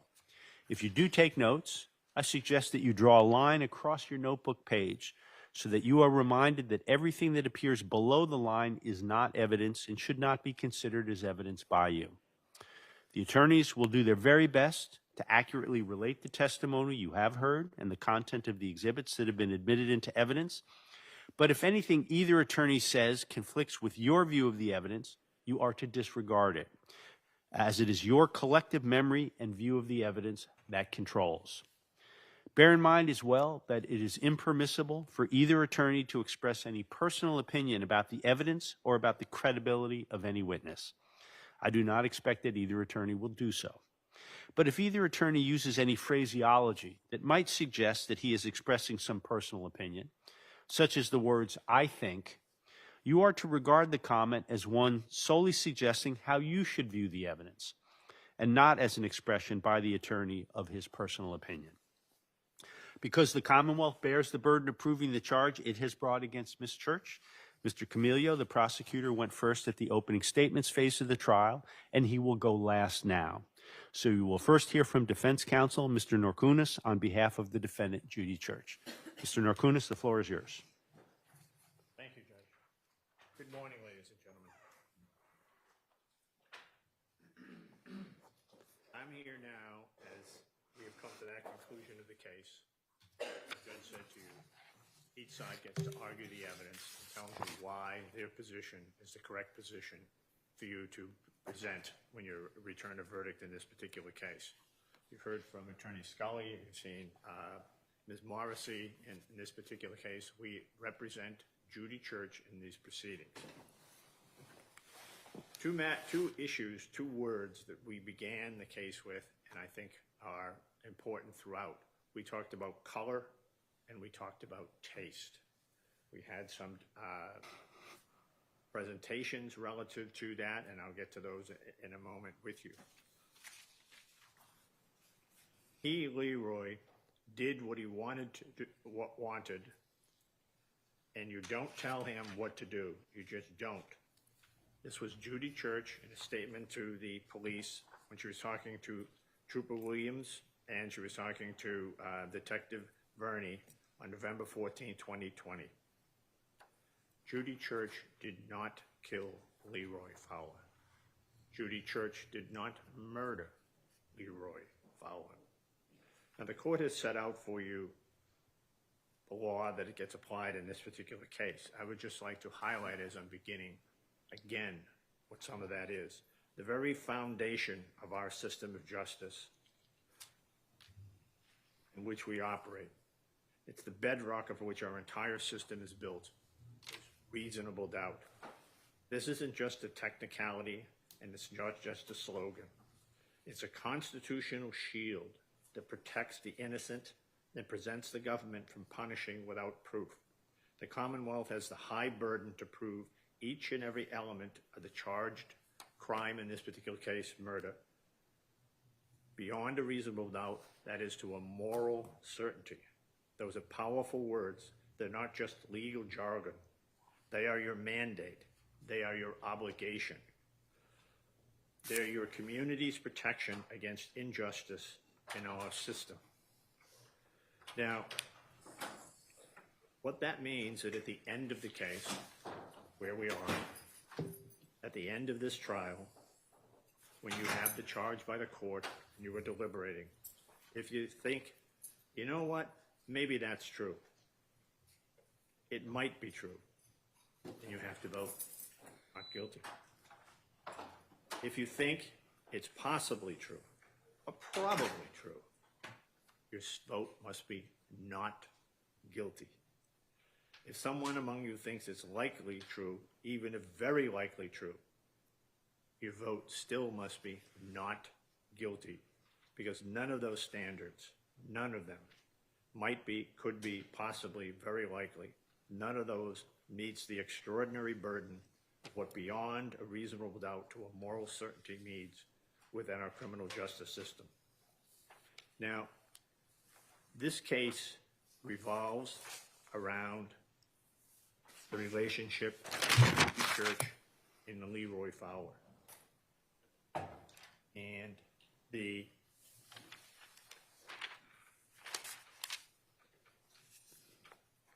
Judy Church, a mother, a sister, a homemaker, an educator. She laid those all out for the police when she gave her second statement on November 14th. She told Trooper Williams about her long career as a fourth grade teacher in Middleton, Massachusetts. She was married when she first encountered Leroy Fowler. He came and he rented a room or unit from her at their home in Salisbury. Soon, they became a couple. They were in love. Husband left. Husband, I believe the name you heard was Rusty. He left. And at that point in time, then, I might show you this.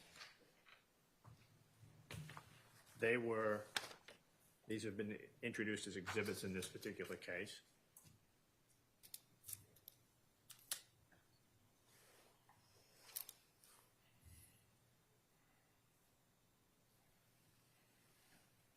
The next one, please.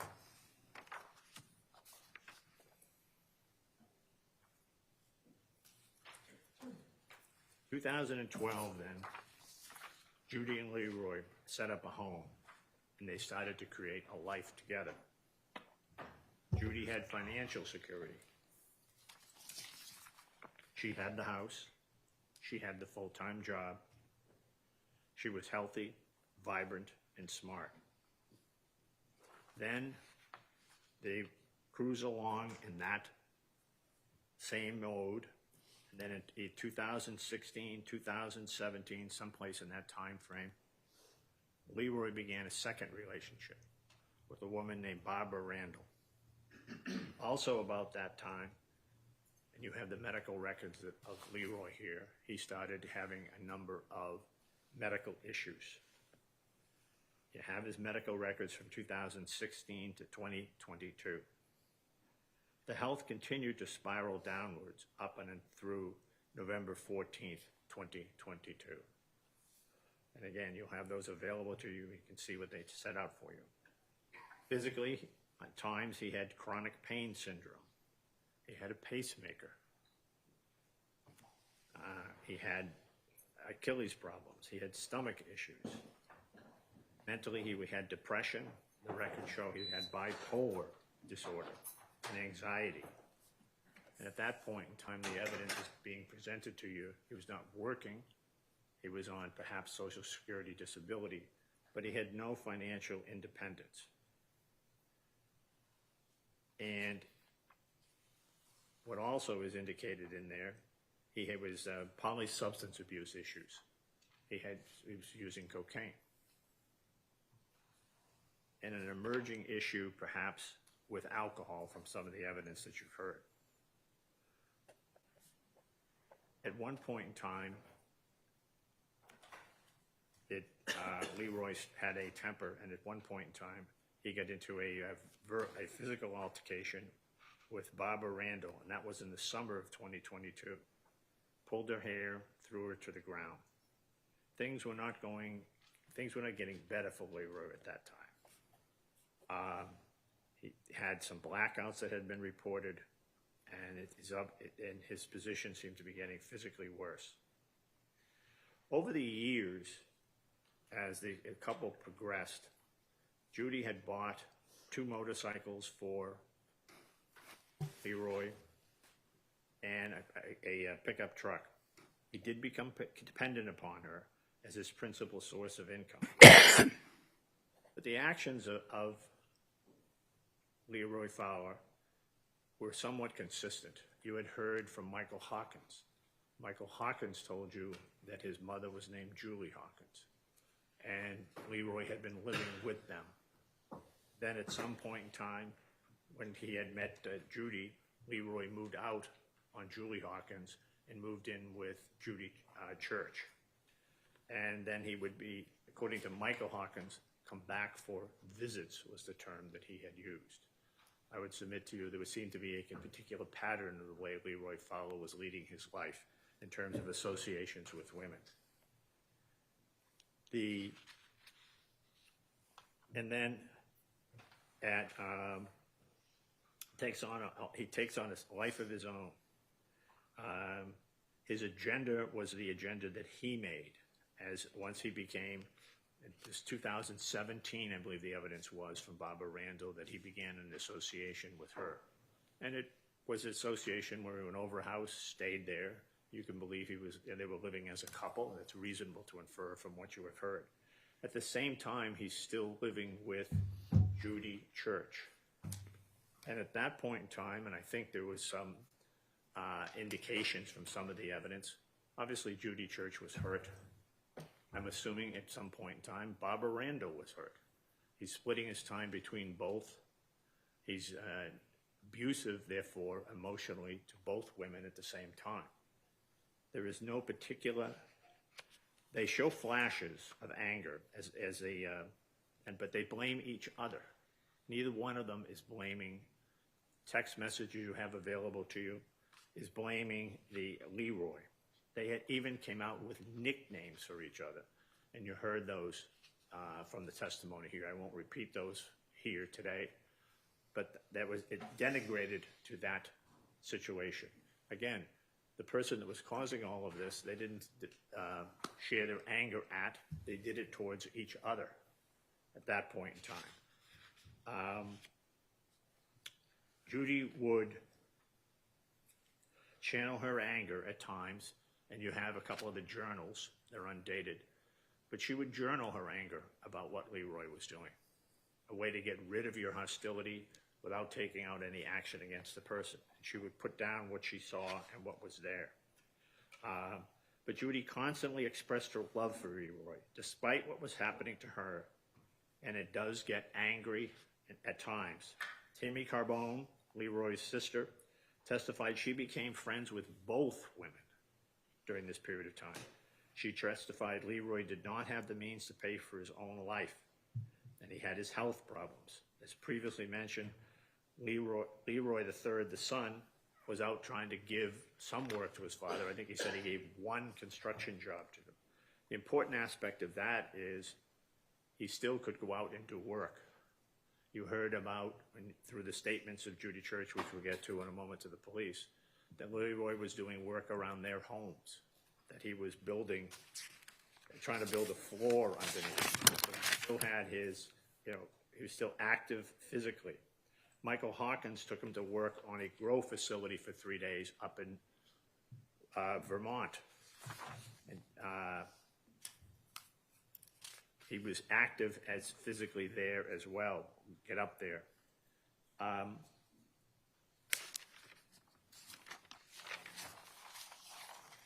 He indicated that at some point in time, Leroy III, that he even had a restraining order against his father in 20 and 21 due to physical issues that he had encountered with his dad. Leroy III, the son, also had a relationship with both Judy and Barbara Randall. There's crossing roads at all times. The years move on for the triangle that is composed of Judy Church and Leroy Fowler and Barbara Randall. Nothing of any hostility between the women themselves, physical hostility. There are down times, there are messages expressing feelings, there are partial breakups, but Judy continues to express her love for Leroy.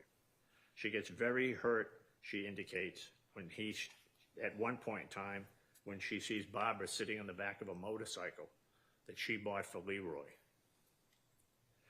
And at that point in time, she went out and bought him another motorcycle instead. Now, when you move into January of 2022, the couple, Leroy and Judy Church, go down to Florida. They buy a home. There's a deed here showing that they actually bought the home in Florida, and it's under both of them. It's under both their names, tenancy by the entirety, which is normal when there's a couple together within it. And Judy is pushing Leroy to join her and come, and they're going to move to Florida. It gets delayed, and finally in mid-November, they're packing up, they're going. You saw the house, pictures of the house. Everything seemed to be in disarray as they were packing up and getting ready to leave in the house. They had bought a van. William Eaton talked to you about a second van they were looking at to get so they could move to Florida. In that mid-November time frame is when all of the dreams of Judy Church are coming true. Barbara's going to be behind. Leroy Fowler is coming with her. They've got a residence, a home in both of their names in Florida, and they're moving there. There are text messages of evidence showing that Leroy and Barbara had ended it, the hostility between them, the words that were done. I believe they were from November 5th or 6th, but you'll have those with you in the jury room to look at within this. That Judy, when she's talking to the police, says that she believes when they're down there, Leroy can be drug-free because she believes, but that she has no basis for it necessarily, but she believes that Barbara Randall is the source of Percocets for Leroy. And now in Florida, the drug issue would be left behind, and they will be all set. Now, Leroy had particular drinks. Everybody said he had a sweet taste in what he liked to drink. He liked to drink Fanta, orange soda, and he liked to drink fruit punch, red, Powerade, and coffee fraps or milkshakes made for him by Judy in her blender. At some point prior to 2022, it became a family joke that originally started perhaps by Leroy, that in giving the milkshakes to Leroy, she was trying to poison him. Now, if you jump forward to the police search, they take the blender out of the house. They don't do any testing on that. But that was the position that the family had, that he was getting poisoned through family milkshakes made in the blender of her home. They seize the blender, but they don't touch it. They don't test it to see if there's anything there. Now, in the weeks leading up to November 11th, family and friends speak and see Leroy and express opinions about how he feels and what he looks like. Now, Michael Eaton said he talks with him about the van, sees him about a week prior regarding the sale of the van. He said he looked fine, sounded fine, and seemed to be happy about and speaking about moving to Florida. Now, the day that the government says that Judy Church stepped forward to murder Leroy Fowler Sr., she did so by putting ethylene glycol in a Powerade bottle. All of the evidence of that time shows that, again, the dreams of Judy Church have come true, that everything is working well at that point in time. The government has no evidence in this particular case, direct or even circumstantial, that things were a rise on November 10th, November 9th, November 11th, and yet they want you to believe that she purposely and deliberately set out to murder him. Not harm him, but murder him at that particular date. The circumstantial evidence supporting that is so minimal, ladies and gentlemen, in this particular case. Now, Leroy is up most of that night, according to what Judy says, and we'll get to her statements to the police in a moment. And he has a consistent message, and he is, and I'll go over this probably several times, he's doing text messaging. So I'm absolutely sure going at text messaging. They are somewhat, pornographic going forward, but there's a consistent message from 1 a.m. through 5:30 a.m. So the thought process is working here, and then he's doing it on a cell phone. Everybody has done that. And what is your keyboard on a cell phone? 1 inch high by 2 inches wide. And for most men, larger hands, larger fingers, you've got to know what you're doing, and the message goes through. It's possible some of those, there's some misspellings or misstatements on it, but it shows a consistency of mental alertness, physical dexterity in this particular case. Why is that important? Because you've heard a lot of evidence in this case about what ethylene glycol does. Ethylene glycol has a timeline. Even with Mr. Crouch here today, statements from and questions from Mr. Filio, it's a timeline. There were 3 stages they talked about. The doctor from Mount Auburn also told you about the half-life of ethylene glycol and what happens when that is consumed. And jumping ahead into Mr. Crouch's statements to begin with, he talked about the quantity that would be necessary for a person to consume, to be able to have, considering those other factors, ethylene glycol. You've heard words metabolizes, become acids, anion gaps, and as molar, whatever.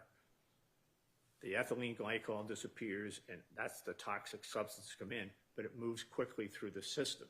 He had 28 grams in his system still at the time he went to Anna Jake's hospital in Newburyport. That, again, I would submit to you, when you analyze the timeline, it's consistent with someone that's doing it themselves in the evening. He would have to have consumed to get to that, somewhere around 2 or maybe a little more 20-ounce Powerade bottles itself. Whatever may have been in them and however it got into them. Now, at some point in time then, Anna Jakes decides that they can't treat Mr. Fowler as he's there. When you first look at what happens, you had the videotape of the officer that responds to Laria and the EMTs and the fire department that gets there. And what do? They come in, and it's clear and obvious that they believe he's ODing. They're in no hurry. They're talking to him. They're doing something. The officer took the stand to counter Mr. Lemke, one of the EMTs, who had said that Leroy said to him something in the neighborhood of either I took 2 perk 10s or I took 10 perks. But he made a statement to it. The officer's presentation is, well, I didn't hear it. When you look at it, what you're going to see is, as where I am here, he's outside the door. The 2 EMTs are inside. Judy's in the bed talking. They're bending down to hear the man. This officer said, I didn't hear it. Because you didn't hear it, it didn't happen. Mr. Lemke was certain it happened. He said it. And believe he told you that he repeated it inside the ambulance itself. What's important about that is he didn't say, it's what she made me drink. I was poisoned. It's what it was the liquid that I drank. It was the milkshake. None of that came in at that point in time.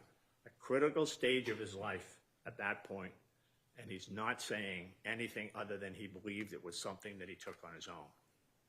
And I think that is absolutely critical.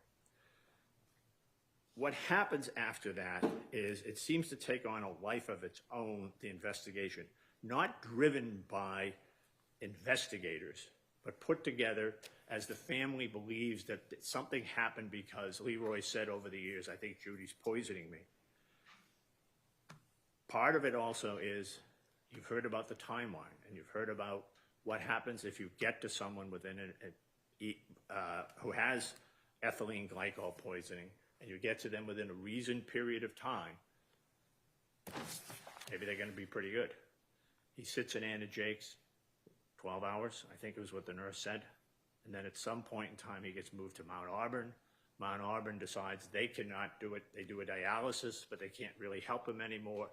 And then they send him over to Beth Israel. Now, if I can sneak by here for a moment.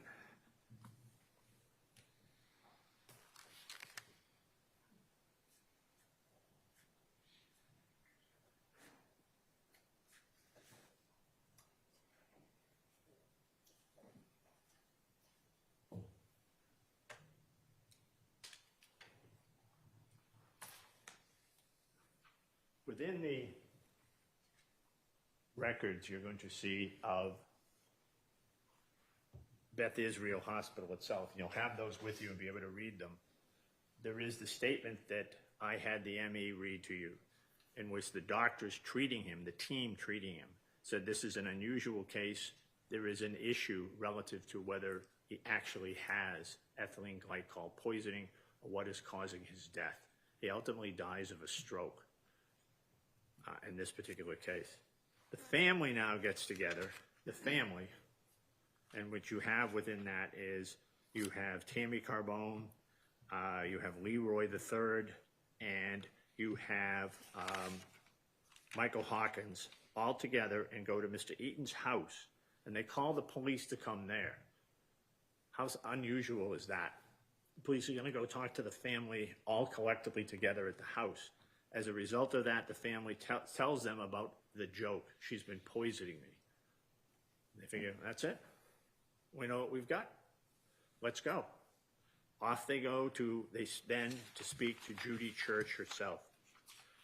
That's the interview that takes place on her own property.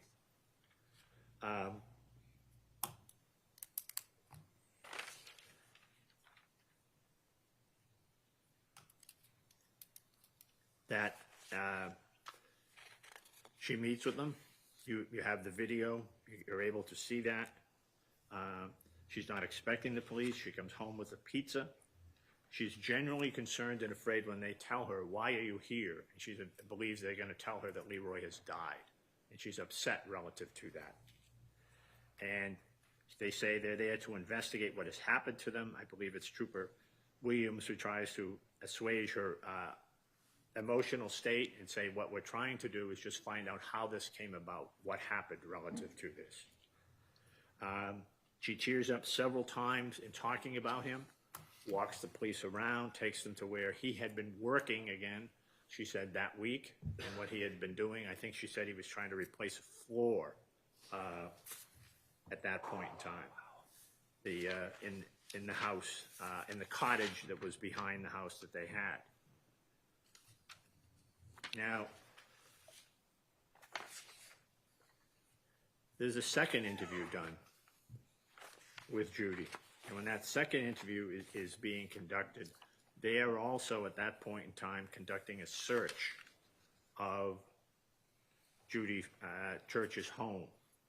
And as Attorney Scully pointed out so ably to you, the search seemed to be cursory. How many items weren't even looked at? How many items weren't even examined within the context of that house itself? And the essence, I think, of that is that at some point in time, after the interview with Judy Church, the Trooper Williams goes back to the house, goes into the room occupied by Mr. Fowler, looks around, and there are several containers of Fanta soda, which was his second issue that they had, and he takes one, arbitrarily looks at it and says, I'll take that one. And even he couldn't explain why he did that. He just thought he should take one out of it. The room where he had been the night before, and he had spent considerable time, and he had been doing his texting. And then that goes off to the lab. Ultimately, both matters go off to the lab at some point in time in December, out at NMS. And you heard the gentleman from NMS come in and testify. And they found ethylene glycol in the solution sent from the Powerade bottle. And again, this was a fruit punch, a red fruit punch bottle. And yet what they find, and they find it in the recycling bin, is a fruit punch bottle that's orange in color. And that's the reason it calls it gets their attention. It's orange in color, and they assume, and obviously it's not fruit punch.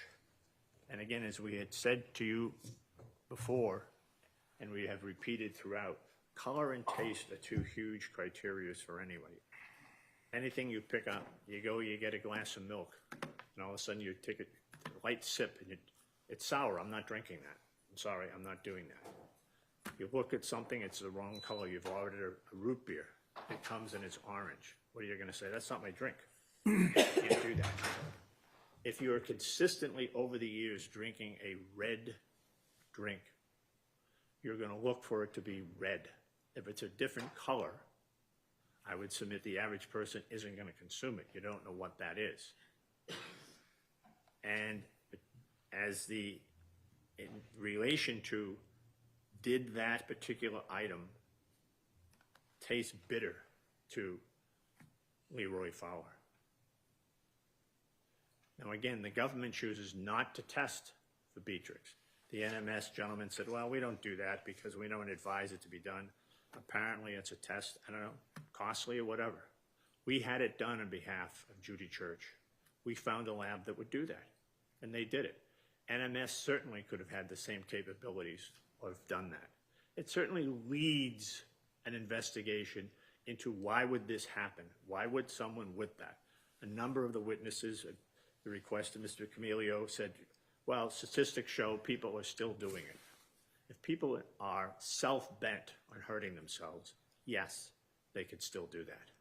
But it's put in there, and Massachusetts has a statute on it. It's put in there for a particular purpose, if nothing else, to alert you for what you're consuming.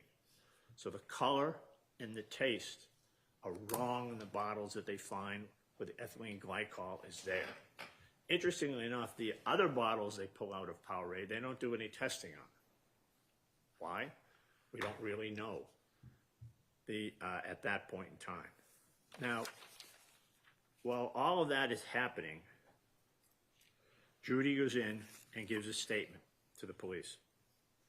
Leroy had passed away. She had done that. She comes to the station voluntarily. She's not under arrest. She's not being forced to go there. She waves, and you've heard that. You hear her voice, you hear her tone, you see her body movements. All of those things everybody takes into account when you're seeing if somebody is truthful or not truthful. What are you doing? How are you doing it? Where are you looking? And so you can see all of that. She provides her phone password to them so they can get into it. As we all know, Apple doesn't let you get into the phone no matter what happens unless you have a password. Now, she provides her email address so that can be searched. When she's asked whether they will find anything about antifreeze on her phones, she says no. and they don't. Or it would have been an exhibit, certainly, in this particular case, if that had come forward. Among other things she says Leroy was her world. They lie and suggest her fingerprints will be on an antifreeze bottle they found at her home. They try and trick her, persuade her. What is she going to say?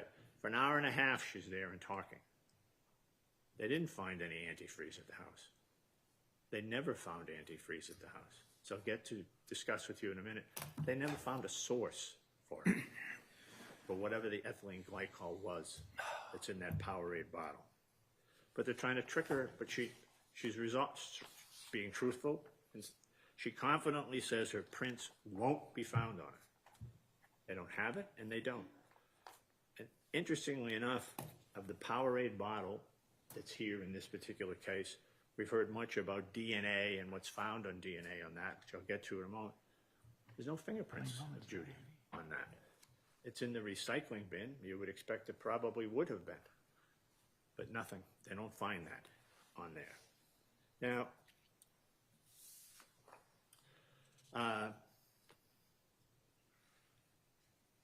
they ask her why the Fowler family is blaming her. They put direct questions from her that you, as jurors, trying to determine what may happen in a case, would have probably wanted to have placed before him. She explains that they've all taken the old joke, as I've told you, and they've run away with it.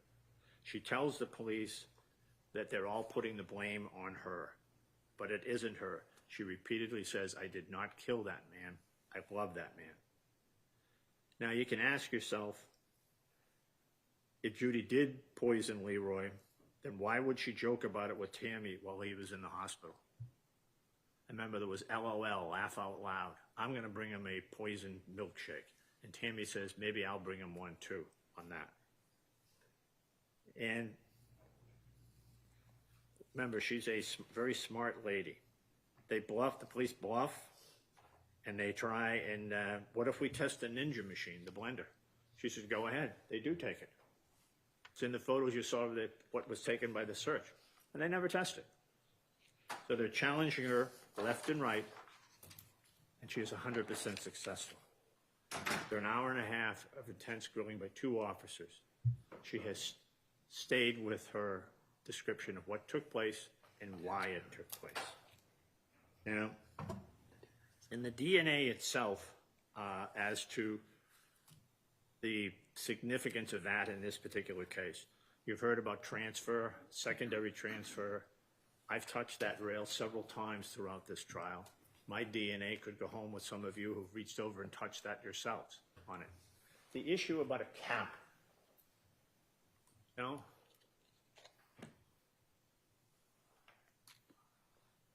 I just put my cap here.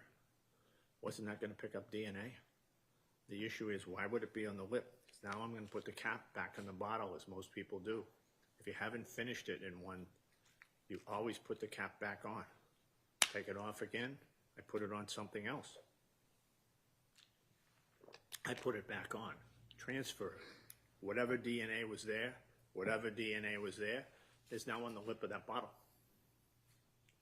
That's not any type of miracle. It's her house. Her DNA is everywhere. How many years have they lived there? It's everywhere. Leroy's there too.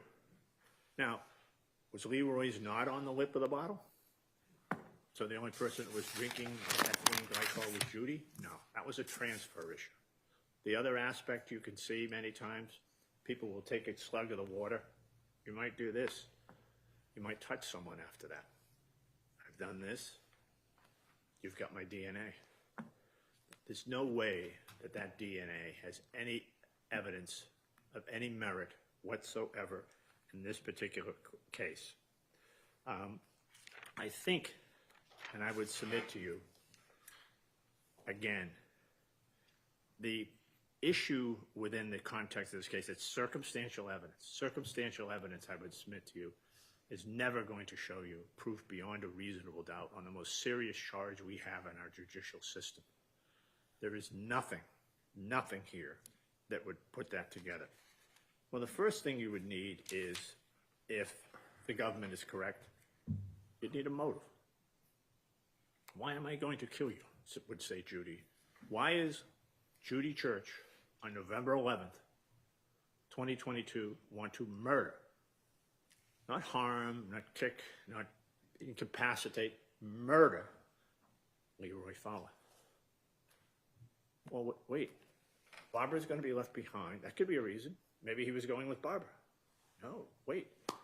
There's no evidence of that. It's just the opposite. He's told Barbara goodbye. Well, maybe he's going to move out with someone else. No, they're going to Florida. They put a house in his name in Florida. So he's got some financial gain to go and make and do, and her life is going to be successful. There's just no motivating factor here. Everything has come together finally for what should take place. Judy Church was angry at Leroy. Move out. It's my house. I'll get a restraining order and you're gone. How about 2019? He's been with Barbara for a year. Would you be angry and now want to kill her? How about the statement of John Haywood to show you the reach of the government and the reach of the family? 2 years later, on this issue, he comes forward. So I was in a bar, talked to him for 4 minutes, and Judy said, if he ever cheats on me, this is 2020. If he ever cheats on me, I'll poison him. Let's see. He was cheating on her all of 2018, all of 2019. When was that in 2020? How does that statement make any sense? And he tells it 2 years later, and he's related to the family. That's the overreach that the government has in this case for you, the significant overreach. So motive, we don't know. Now, how about ethylene glycol? Had anybody ever heard of ethylene glycol if you weren't working in the automotive industry beforehand? Trooper Williams, what did he have to do to learn about ethylene glycol? He went on Wikipedia. Isn't that how he thought he could charge her? Because he's found out ethylene glycol is this on Wikipedia. But I think of more interest is the medical examiner. He's a doctor. He's coming up with causes of death. He's never had one before. What did he do? He said he went onto the computer and looked up Wikipedia. What do they find on Judy's phone? What searches? Where was she finding out? How am I going to kill him? Was she looking for cyanide? Was she looking for other substances? And it finally came up with ethylene glycol? No, nothing. Nothing. So if these very learned people, one in the law enforcement, one partially ME, and then even the NMS scientist said to you, he's only had one case ever, 2000. He had to look up some stuff online. So how's Judy finding out? One, do you get on to CVS and they got a special going? Over here this week, there's ethylene glycol.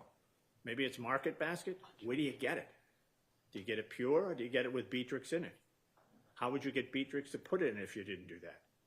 I mean, there's somewhat of an absurdity in terms of the overreach. They have never, ever been able to tell you a source that they say of the ethylene glycol. And you wonder, why do I have that up here? And that's introduced as evidence. And there's multiple pictures of another bottle of it.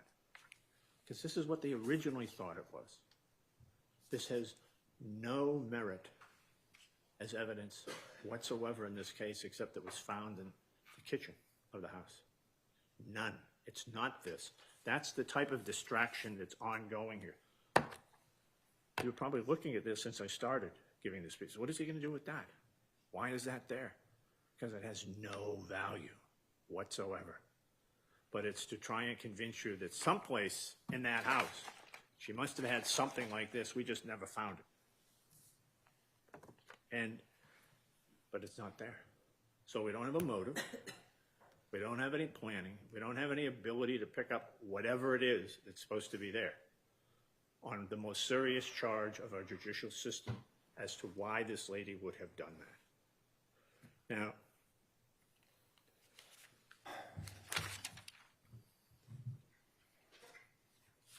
just a circumstantial case is not, in terms of what is here, is not the proof beyond a reasonable doubt to a moral certainty equating to one of the most important decisions you would make in your life. Again, if Judy didn't want Leroy, get out, leave 2019, 2018, 2019, 2020, 2021, early part of 2022, and wait till everything is perfect, and now I'm going to go out and do something that most people don't know anything about and find out how to effectuate this. Now, one thing that I think has to be considered is the videos. There's 13 of those small videos, a minute apiece, that was taken on the early morning hours of that. The government wants you to view them as Judy somehow enjoying the suffering of Leroy. She told the police this was something he had done before when he OD'd on drugs. It's something that's not uncommon for people to do when there's people having some sort of problems with a family member, and you want to show them what their conduct does. So she takes them and she keeps asking him, that 29 minutes, what happened? What did you take? Do you want me to call an ambulance? Finally, when he says yes, and when the police talked to her about was there any delay in the ambulance, she said he didn't want to go to Anna Jake's. He didn't want to have the hospital an ambulance take him. But so she waited until he said that. And if it was in fact, as everybody at that moment thought, the type of tape you could use, you get to Florida, and you say, let's not ever have this happen again. Let's not get involved in any type of drug issue. There's no, enjoying what your discomfort is in this particular case. Ultimately, he doesn't have any physical issues. He's not cutting himself. He's not bleeding. He's not getting bruising. I think two different doctors told you that in this particular situation. So there was a purpose. There was a method. Because again, they're going, they're leaving. And then when he gets to the hospital, she's there. She's the person that goes. And again, relative to the dissatisfaction of the family, they're really, really upset that she didn't bring them and notify them before they have their meeting at the house. Now, again, your mission is not to try and figure out what happened to Leroy. It's not why we're here.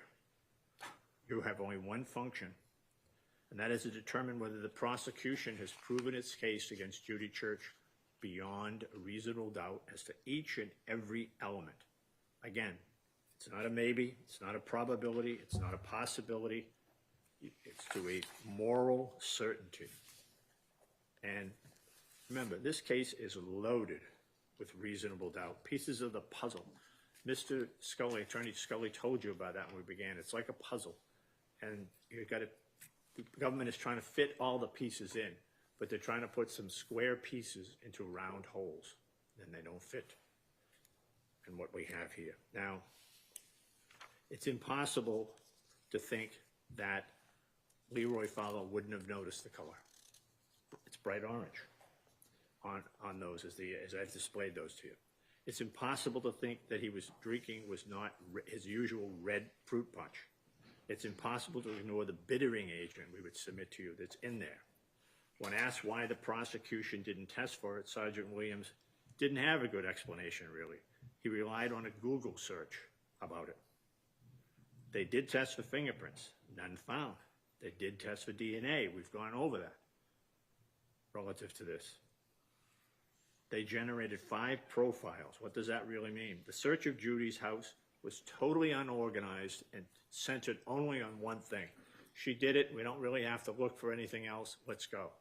And again, watching what took place with Trooper Williams when he comes back and he goes into the back bedroom, because Judy told him that Leroy was beforehand. He looks around, sees a couple of Fanta cans, and decides, I'll take that one. That shows you exactly the effort that was being taken in this particular case. Each of these helps you determine that there is reasonable doubt in there. We saw photographs that were never collected or tested. Multiple Powerade bottles. How about we test more of those? Multiple orange Fanta cans. How about the can went out to the NMS? Well, there was some sort of interference because there was some other substance. This is a chemical lab testing. There was some other chemical in there. We didn't know what it is. Well, you're a chemical lab. Why don't you test for that? Tell us what it is. Is that ethylene glycol? Is that cocaine? Is that something? What is that? Give us something. No, we decided not to finish the test, and the government said that we're not going to redo that test. Those are the items in the back bedroom. Is that where more of the 28 grams were coming from? What was in his bedroom at that point in time? We don't know. When she goes to the hospital, Judy's holding his hand. She brings him presents. She tries to stage a birthday party from him when he's in there. If Judy put antifreeze in the Powerade, why would you leave that in your house? She's a smart lady. You could tell by the interview with the police. So it's going to happen, and I'm just going to throw it into the trash. I'm just going to put it, not only in the trash, I'm going to put it into recycling.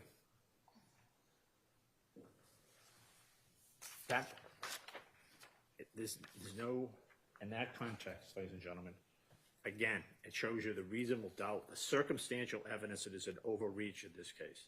Again, the Rain Act turned out not even to be linked in this case. They found nothing incriminating in Judy's diaries or notebooks. How about the puppet about Barbara? How many people have done something like that over the years, right? What does that signify? And did we even have a year for that? Was that 2018?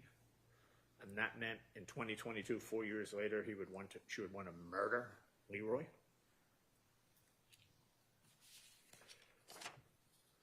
And the text message about being a Scorpio and knowing what to sting. It doesn't mention Leroy and has nothing to do with him. It seemed to be more directed towards Barbara. They didn't find what they were looking for, so they cut and paste together all these scraps of text messages, photographs, journal entries. It says, here, we think we've got it all together now. If she had something incriminating on her phone, why wouldn't she hide it? Wipe the phone. What did Tom Brady do? He took out the chip and he broke it. Why? How much do you have to know to be able to do something to hide it from on your phone? And again, Mr. Lemke, what he told you happened with him. Trooper Williams, young, smart, but eager to solve the case very quickly, very energetically, and without a lot of effort, right? We got it right here. But the investigation lacks merit in this particular case. Judy and Leroy's text messages, they're all positive in November of 2022. That's when this is happening, 2022. This is not something in September they decide he's going to murder him, but you know, I think I'll wait 2 months. The weather might be better in November to commit a murder than it might be in September. The text messages that are current showing the mental state and alert.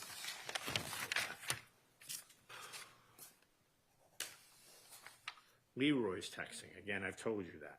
What is there? Again, the video's somewhat difficult to watch, but she has seen him like this before, and she wanted to show him to Leroy, a big incentive to change. She doesn't delete them. Why wouldn't you delete them if you thought there was something wrong and you'd murdered him? Why would you not do that? That would have to be really something that would be on the pale as it would go, right? Mr. Norkunis, you're out just about 50 minutes. Thank you, Judge. This is a circumstantial case, ladies and gentlemen. When we began, our clerk, Ms. Draper, told you that Judy Church had placed herself before her country, which country you are. And you represent the best in our judicial system. I submit to you that the only true and just verdict in this case is that of not guilty of the charge here facing Judy Church. I want to thank you on behalf of Ms. Church, Attorney Scully, and Ms. Morrissey for your time, patience, and effort in this case, ladies and gentlemen. Thank you, Your Honor. Thank you, Mr. Norkunis. Jurors, I'm going to suggest you stand up for just a moment. And in a moment, Mr. Camilio will address you on behalf of the county.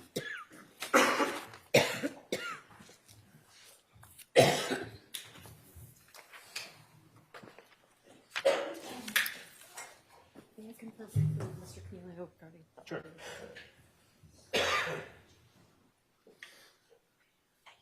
Right now. Okay. Thank you.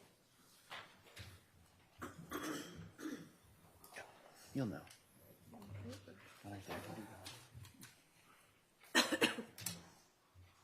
All ready? Mr. Camellia? Thank you, Your Honor.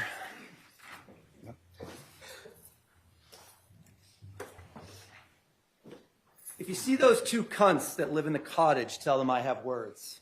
You'll recognize those two cunts because you're with one. I guessed it all, didn't I? You're just here and dragged me along to buy gas because you don't want to be with me in Florida. Like that morning in Florida, you baited me with that cunt on the phone to say out loud that you don't want to be there. And when we left so abruptly, it's exactly what I said, that as soon as we got home, you'd leave.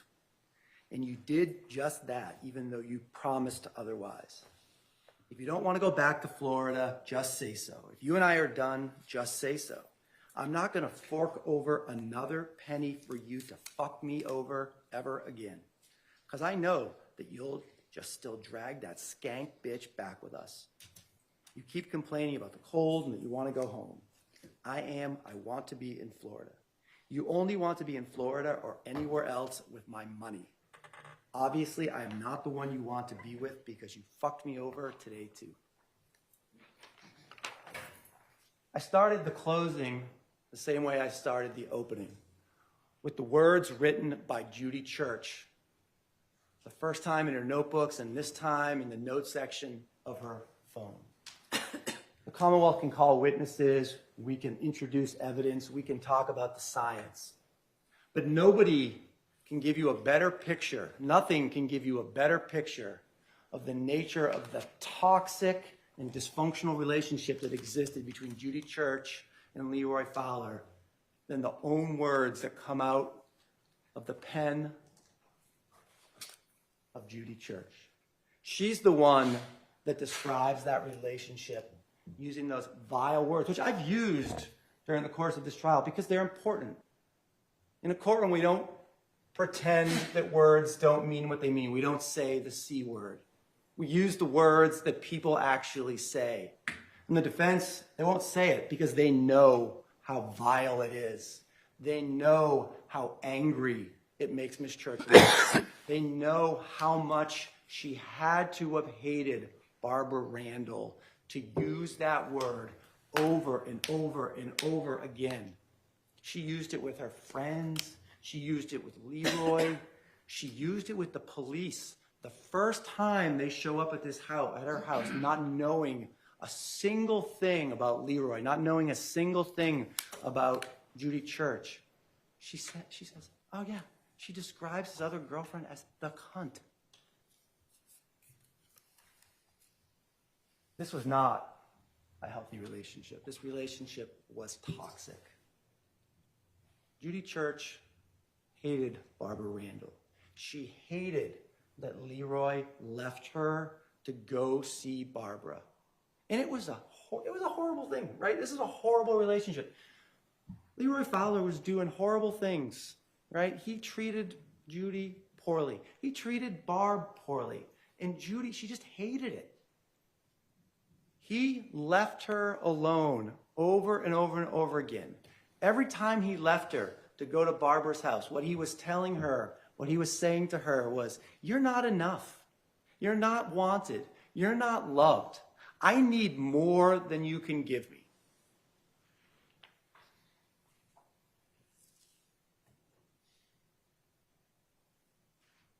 Judy tried to make up for that with her money, right? She bought him she bought him 2 motorcycles. She bought him a second one because she saw Barbara Randall riding on the first one that she had purchased. That's how much she hated Barbara Randall. That's how much she hated their relationship. She bought him a truck. She bought him a house. And no matter how much money she spent, every single time, as I just read to you in Exhibit 46, no matter how much money she spent, she knew that Leroy was going back to Barbara. and she hated it. She snooped on Leroy's phone. She took pictures of their text messages. When the text messages were happy, when Barbara and Leroy are having a good time, it must have been awful for her. When they were fighting and breaking up, it must have made her happy, right? When she saw the video on Leroy's phone of him proposing to Barbara Randall, it must have been like a knife in the gut. God, she hated Barbara Randall. She hated her. She had the voodoo doll that, despite what Mr. Narkunis says, is not something that normal people do, that people normally do. It's just not. Leroy removed Judy's name, the tattoo that he had over his heart, at Barbara Randall's urging. God, how painful did this have to be for Judy? No matter what she did, he always went back to Barbara every single time. She had to know, no matter what she did, he was never going to be faithful to her. He was never going to stay with her. Now, it was described during the trial by Mr. Scully as an open relationship. Judy herself told the police, "He cheats on me." She knew this was what it was. She knew this was cheating. This was not an open relationship. This was toxic. This was horrible. It was dysfunctional. It was just horrible what he was doing to her. And she made the decision to poison him. Mr. Narkis says, there's no motive. There is motive all over this case. Not only is there motive, there's means and there's opportunity. Judy Church was the only person with Leroy Fowler the night that he died.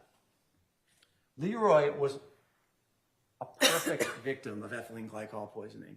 His diet seems to have consisted entirely of soda, Powerade, cupcakes, and coffee milkshakes. Those were his 4 food groups. The man didn't eat anything or drink anything that wasn't pure sugar. The perfect vehicle for hiding ethylene glycol in the poison you're going to give somebody.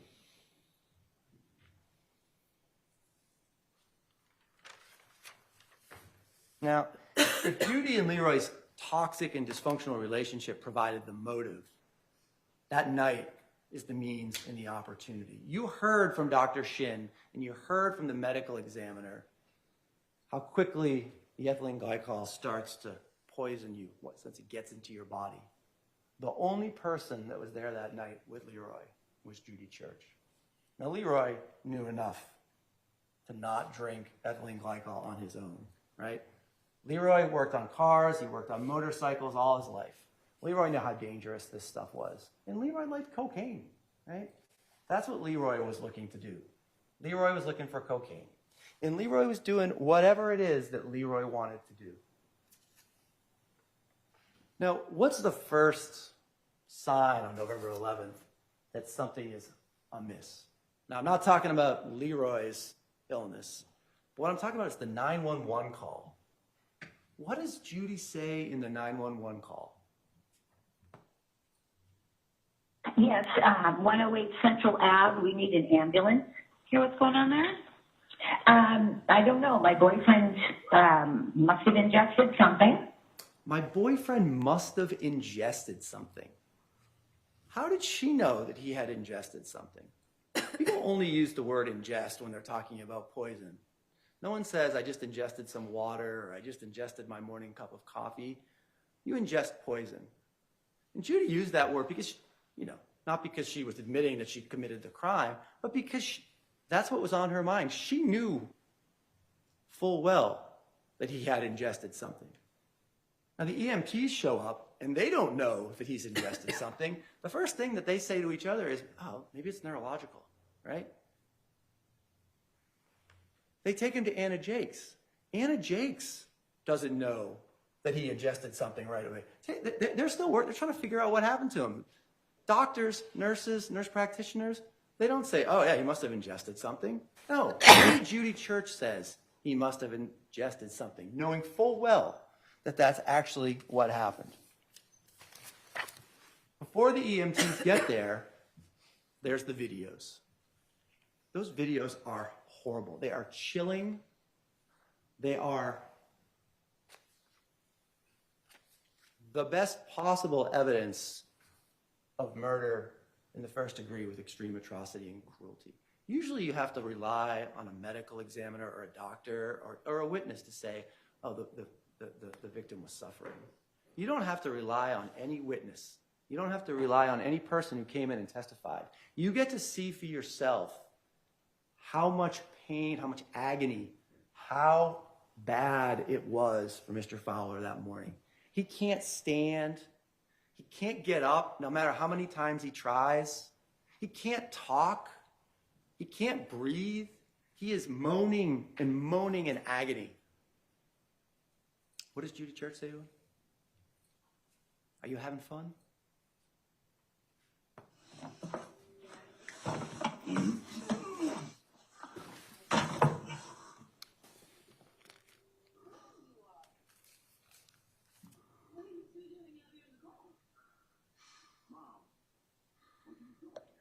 You having fun?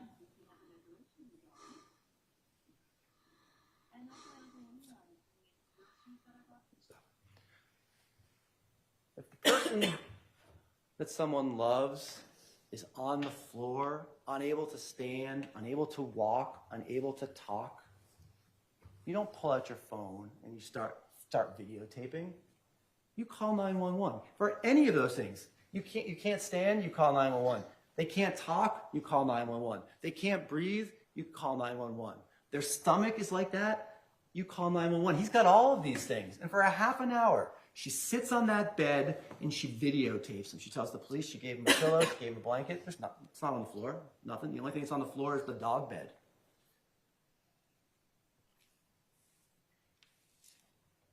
She never mentions to the police that she took these videos. She never mentions to Anna Jake's hospital that she took these videos.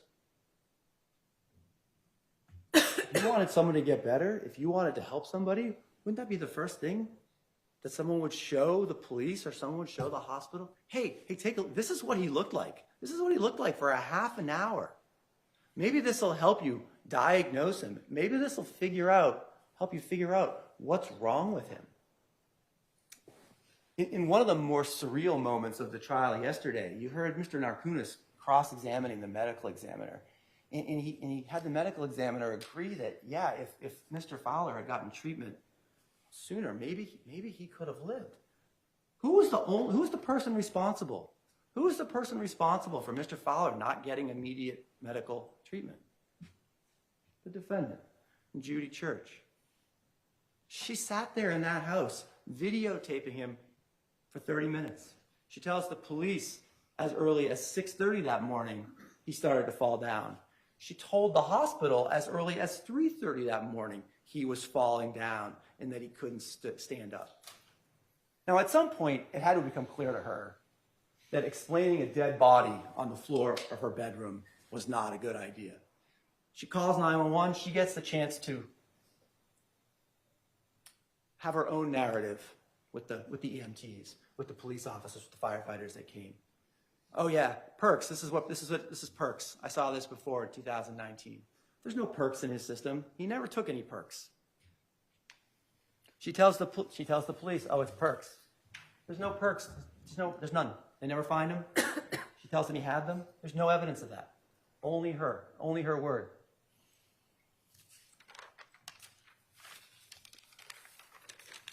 Even before November 11th, it appears Leroy was ingesting ethylene glycol. His symptoms, as described by Michael Hawkins, were the same symptoms that you heard about for stage 1 of ethylene glycol poisoning. You heard Dr. Shin from Mount Auburn talk about the kidney problems, the kidney failure that it looked like Leroy was experiencing, and how that could have been, how concerned she actually was for someone who's not even with us anymore about the fact that he couldn't urinate. One of the most serious symptoms that she could tell you about kidney failure. Judy talked openly to everybody about poisoning Leroy Fowler. Now she says it's a joke. As Tia Fowler said when she was on the stand, it's not so funny after Leroy is poisoned. She texted people about poisoning. She texted, I want to poison somebody, and I have somebody picked out. This was in September of 2022, weeks before Leroy died of ethylene glycol poisoning. She told the police how they used to watch true crime. She called them the murder shows. Perhaps in answer to Mr. Narkunis' questions, that's where she learned what ethylene glycol could do.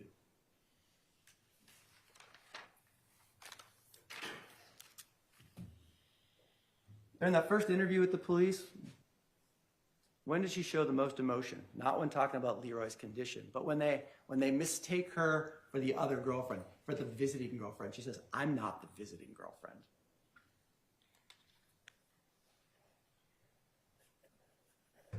Two months before his death, she took a picture of his room. And it was that exhibit that we talked about a couple days ago, the orange liquid in the cup. See it on the screen. The defense insisted, no, it's red, it's red, it's red. Well, Sergeant Williams insisted, no, it's orange. And you can see it's orange. And it's exactly the same color as the liquid in the Powerade bottle. Why would anyone take that picture? Why would you ever take a picture of that on your phone of what somebody's drinking? Is it another trophy? Like the videos that she took of Leroy as he lay dying on her floor? We don't know, but what we do know is that that orange is the exact same color as the orange in the Powerade bottle. That picture taken in August of 2022.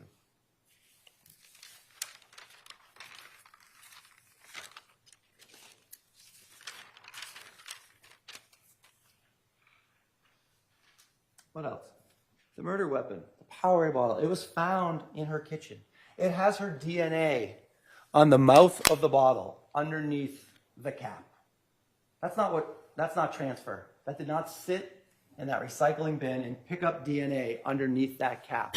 You heard Ms. Hooper tell you, she swabbed the mouth and she swabbed the underside of that cap. Was not picking up DNA from anywhere.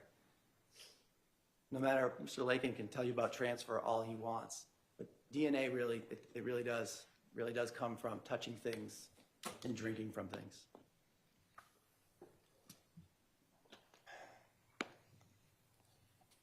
Her DNA is on the mouth of that bottle. She drank from that bottle. She drank. Did she finish the Powerade? Did she show it to Leroy so that he would think it was safe? Take a little sip?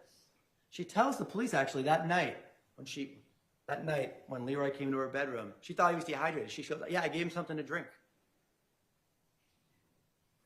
Now the defense rests much of their case, much of their defense on the bittering agent that they say would have kept Leroy from drinking this because he would have noticed it. Now, you heard from NMS that they don't have this test. State Police Crime Lab doesn't have this test. Now, and the defense says, well, the state police, Trooper Williams, should have gotten this test done. Can you imagine the uproar from the defendant if the Commonwealth of Massachusetts had called up a random marijuana testing company with no forensic abilities at all to do a test in this case? Can you imagine the outcry?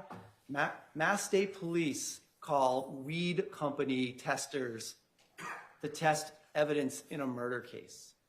Now, these are the same people, when you heard the testimony yesterday, that provided their results to a different defense expert 2 months before they actually did the tests.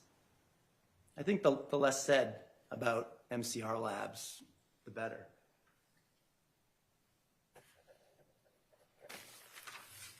Those bittering agents exist to keep people from drinking straight antifreeze. They don't exist to keep people from drinking antifreeze that has been mixed in with soda or Powerade, that it's down to 2.5% of the bottle. That's not what it's there for. You're not going to take that. You're down to 1 or 2 parts per million at that point. Regardless of the Bitrex that was in that Powerade, one of the uncontrovertible facts of this case is that Leroy Fowler had ethylene glycol in his blood. He had it in his body. He had it in his system. That's what he died from. Dr. Shin agrees. The medical examiner agrees. And if you look at the Beth Israel records, you will see that that's what he died from as well, despite the representations made in the closing by Mr. Narkunis. Right at the top of the Mount Auburn records, it's right at the top of the differential diagnosis, it's ethylene glycol poisoning. And that was before they even had the 52 milligrams per deciliter number of ethylene glycol in Mr. Fowler's blood. Leroy drank ethylene glycol within hours of that video being taken on November 11th. He had to have drunk it in the house. He had to have drank it that night. Judy Church had complete and utter access to his food and his drinks. In her interview, you heard her say, "You won't find Leroy's fingerprints on a pot or a pan." She did his cooking. She made him his drinks. She made him his milkshakes. He was the perfect victim. He had COVID and lost his sense of taste. He destroyed his taste buds with years of cocaine use and cigarettes.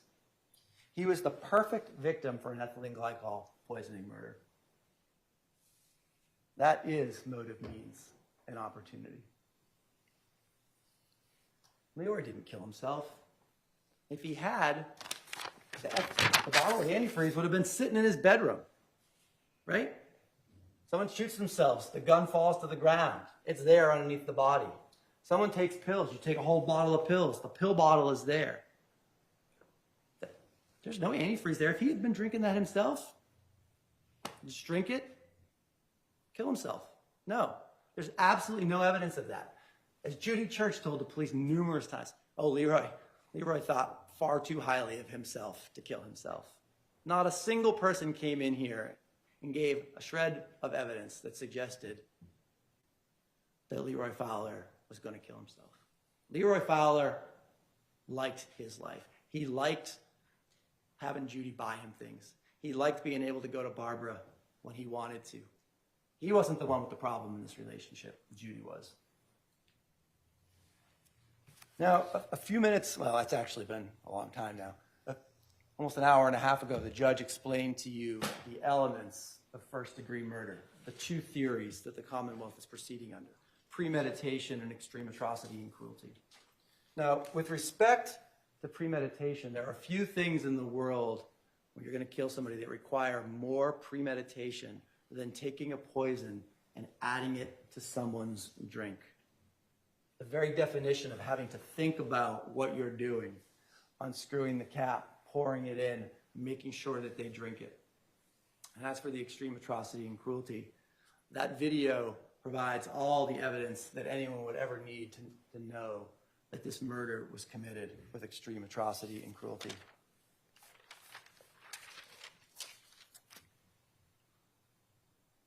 Leroy Fowler was not always a good man, but he did not deserve to die the slow, horrible, painful death that Judy Church inflicted on him.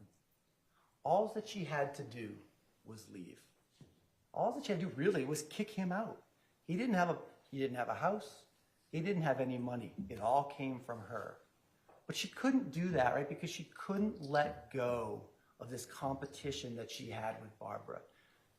One of the notes that I read to you yesterday said, you'll lose this competition every single time. You will never, and I'm paraphrasing, you'll never defeat me. You'll never beat me. That's what caused this. That's what brought along what happened on November 11th. That's what caused the poisoning of Leroy Fowler. I ask you that after your deliberations, you return a verdict of guilty on both theories of first-degree murder and find her guilty. Thank you. Thank you, Mr. Camellia. Now, jurors, we're going to get back to the instructions. The first part was about 20 pages long. The second part's about 20 pages long as well. We'll probably push a little bit past the 1 o'clock hour, but I would like to get these, if everyone's good to, everybody still good to go? All right, we will finish these instructions and then, okay. We will take a very quick break and then we will finish the instructions. That's fine. All right.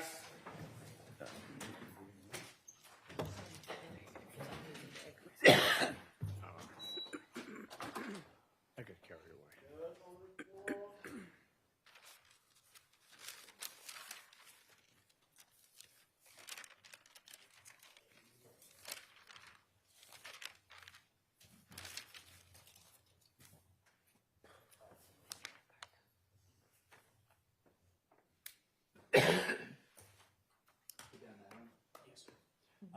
We'll be very brief.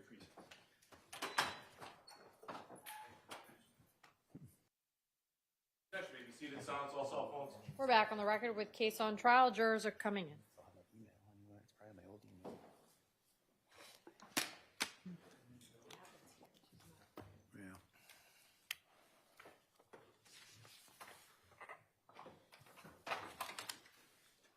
All right, for the jurors.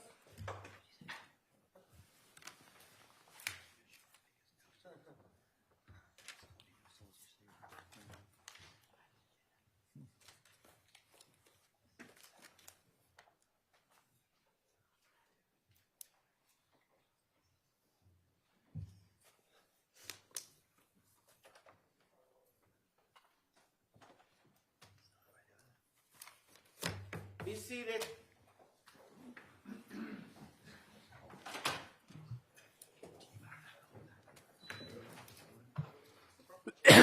Jurors, for those who are reading along, I am now on page 20 of the instructions, part 2 after closing arguments. Jurors, you have the most important role in this trial because you alone must decide who and what to believe and whether the Commonwealth has proved Ms. Church's guilt beyond a reasonable doubt as to the charge before you. You must be completely fair and unbiased in your work as jurors. Do not let your emotions, any kind of prejudice, or your personal likes or dislikes influence you in any way. Consider the evidence calmly and carefully. Do not be influenced by the nature of the charge or the possible consequences of your verdict. And do not let your personal feelings about any person, criminal charge, or anything else influence your decision. As I told you earlier, you must decide this case based only on the evidence presented at trial. The evidence consists of the testimony of the witnesses, as you recall it, and the things that were marked as exhibits and any stipulations of the parties. Again, a stipulation is an agreement between the parties that the recited facts are true and should be accepted as true by you without the need for any supporting evidence having been presented. You will have all the exhibits with you in the jury room. There are other things that are not evidence, and you may not consider them when deciding this case. They include the following.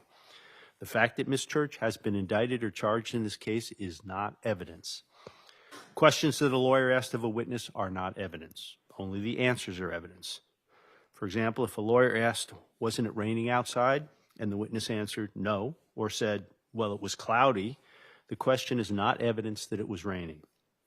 If a lawyer asked a question and I sustained an objection, and therefore the witness did not answer it, then neither the question nor the fact that the witness did not answer is evidence. If I struck or told you to disregard any part of, or all of an answer by a witness, then that part of the testimony is not evidence and you may not consider it. Anything that you may have seen or heard when the court was not in session is not evidence. Any notes that you have taken are not evidence, but you may use your notes to refresh your memory of the evidence.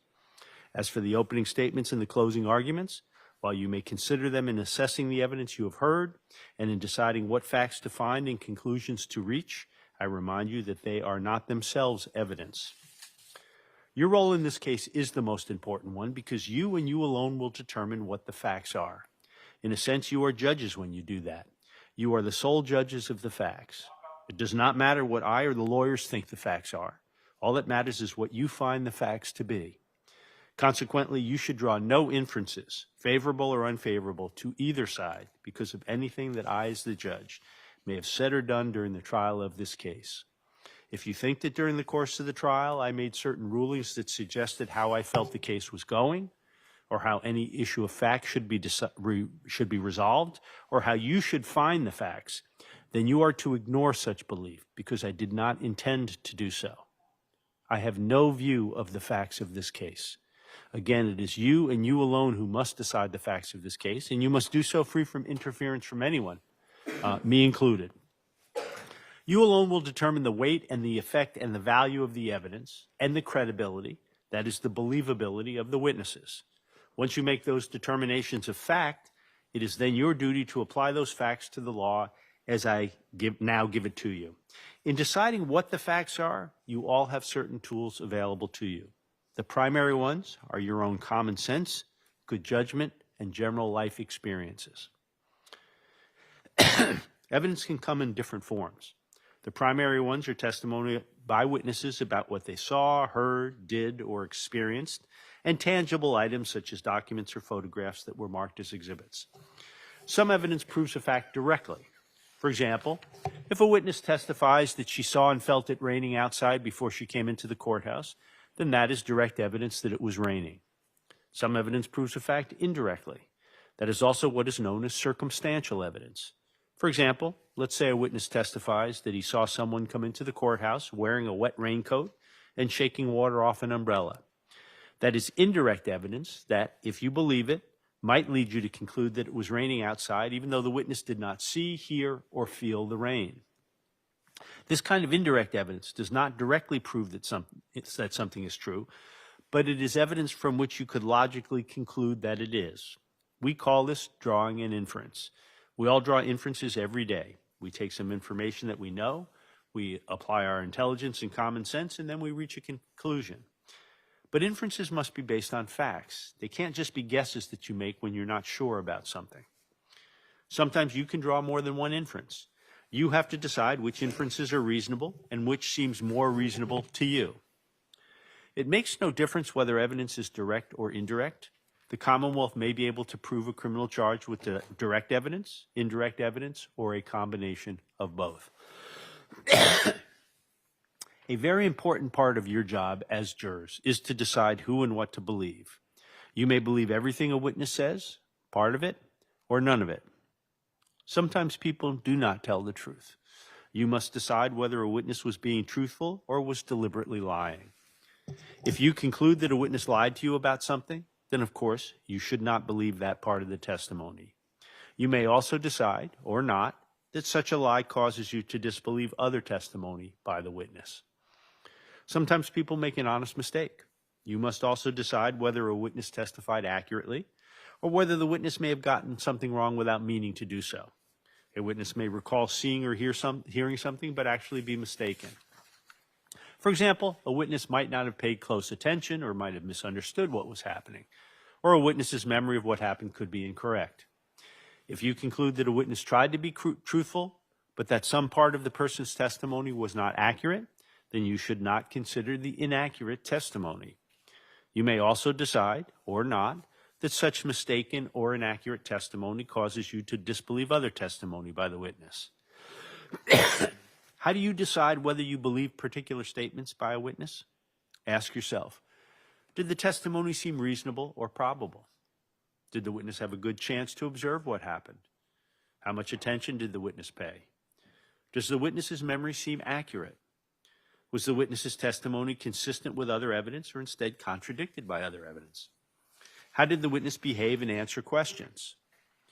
Did the witness have any motive for testifying in a certain way or have any other bias that may have influenced the witness's testimony? In assessing the credibility of a witness, you may consider whether, prior to the trial, the witness made any statement that was inconsistent in some way with the testimony the witness gave on the witness stand. That is, the prior statement differed from or contradicted the witness's testimony here in court. That is what is known as a prior inconsistent statement. Unless the prior statement either was adopted as true by the witness on the witness stand, or it was made under oath, such as before a grand jury, the prior statement is admitted into evidence solely for your consideration in evaluating the witness's credibility or believability. If you determine that a witness made such a prior inconsistent statement, it is for you to decide to what extent, if at all, the credibility of the witness is adversely affected by it. But you may not consider the earlier statement as evidence or proof of the truth of any fact contained in the earlier statement. Again, unless the witness either adopted the prior statement as true or the prior statement was made under oath. During trial, you also heard one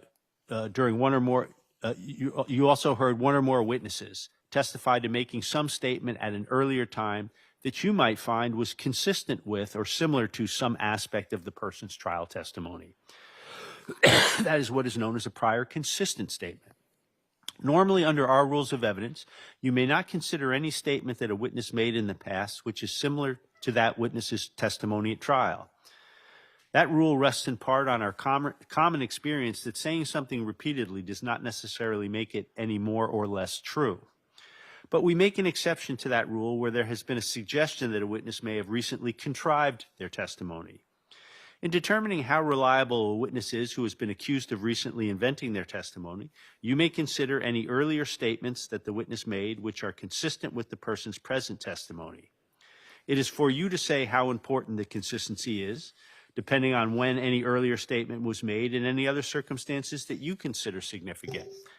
The earlier statement is not itself positive evidence of any fact that is mentioned in it. To repeat, if there has been a suggestion that a witness recently contrived their testimony at this trial, or some portion of it, then you evaluating that claim, you may also take into account any earlier statement the witness made which is consistent with their trial testimony.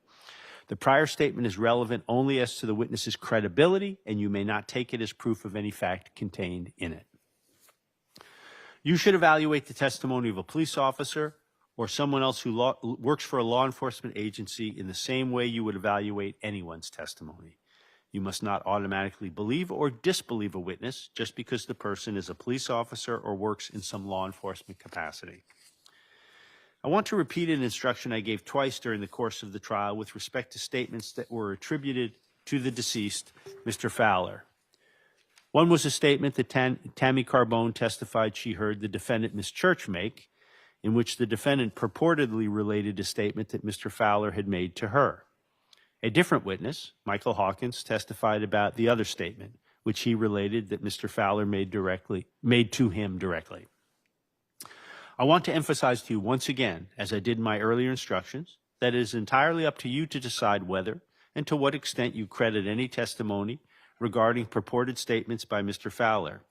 And it is for you alone to determine, based on such assessment, whether Mr. Fowler made either statement.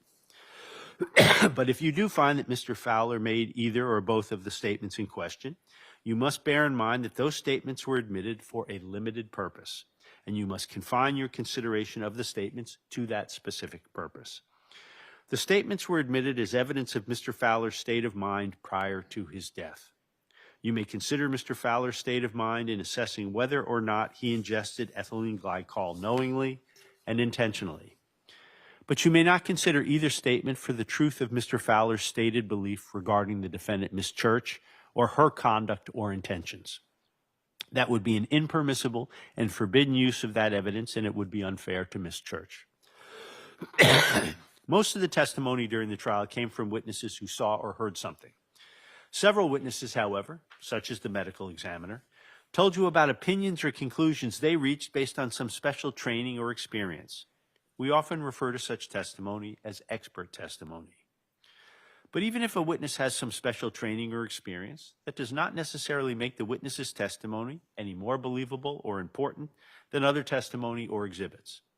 You must decide whether you believe an expert witness and how much importance to give to the witness's testimony. You should consider all the factors I have previously mentioned, including whether the witness had a motive to testify in a certain way or some other bias that could have influenced the witness's testimony.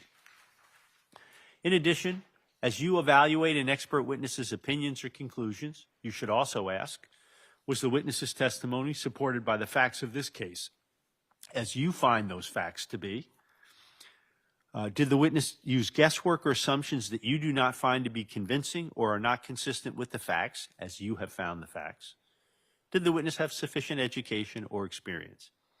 You may decide to accept all, some, or none of the opinions or conclusions offered by a witness. But please remember that witnesses, even those with special training or experience, do not decide cases. Juries do. It is up to you to decide this case and to decide whether you accept or reject any opinion or conclusion that a witness offered during the trial. You may have taken notes during the trial. Your notes may help you remember the evidence, especially the testimony, but of course they are not an actual transcript or official record of what was said. So use your notes only to help you remember what you heard and saw during the trial. Whether you took notes or not, you must rely on your own memory of what the witnesses told you. After the trial is over and you have returned your verdict, a court officer will collect your notes and destroy them. It is also up to you to decide how important each part of the evidence is, whether it is testimony by a witness, an exhibit, or a stipulation. Whether evidence is direct or indirect, you should give every piece of evidence whatever significance you think it deserves. You are not required to believe something simply because it appears in an exhibit. It is up to you to decide how important any exhibit is. You do not have to treat testimony by the witnesses as more or less significant than the exhibits. You may find that a witness's testimony is very important or that an exhibit is more important. That is up to you. I want to address another important issue that I discussed with you in my earlier instructions, fairness considerations. I will be repeating and expanding upon what I said then because this issue is so important.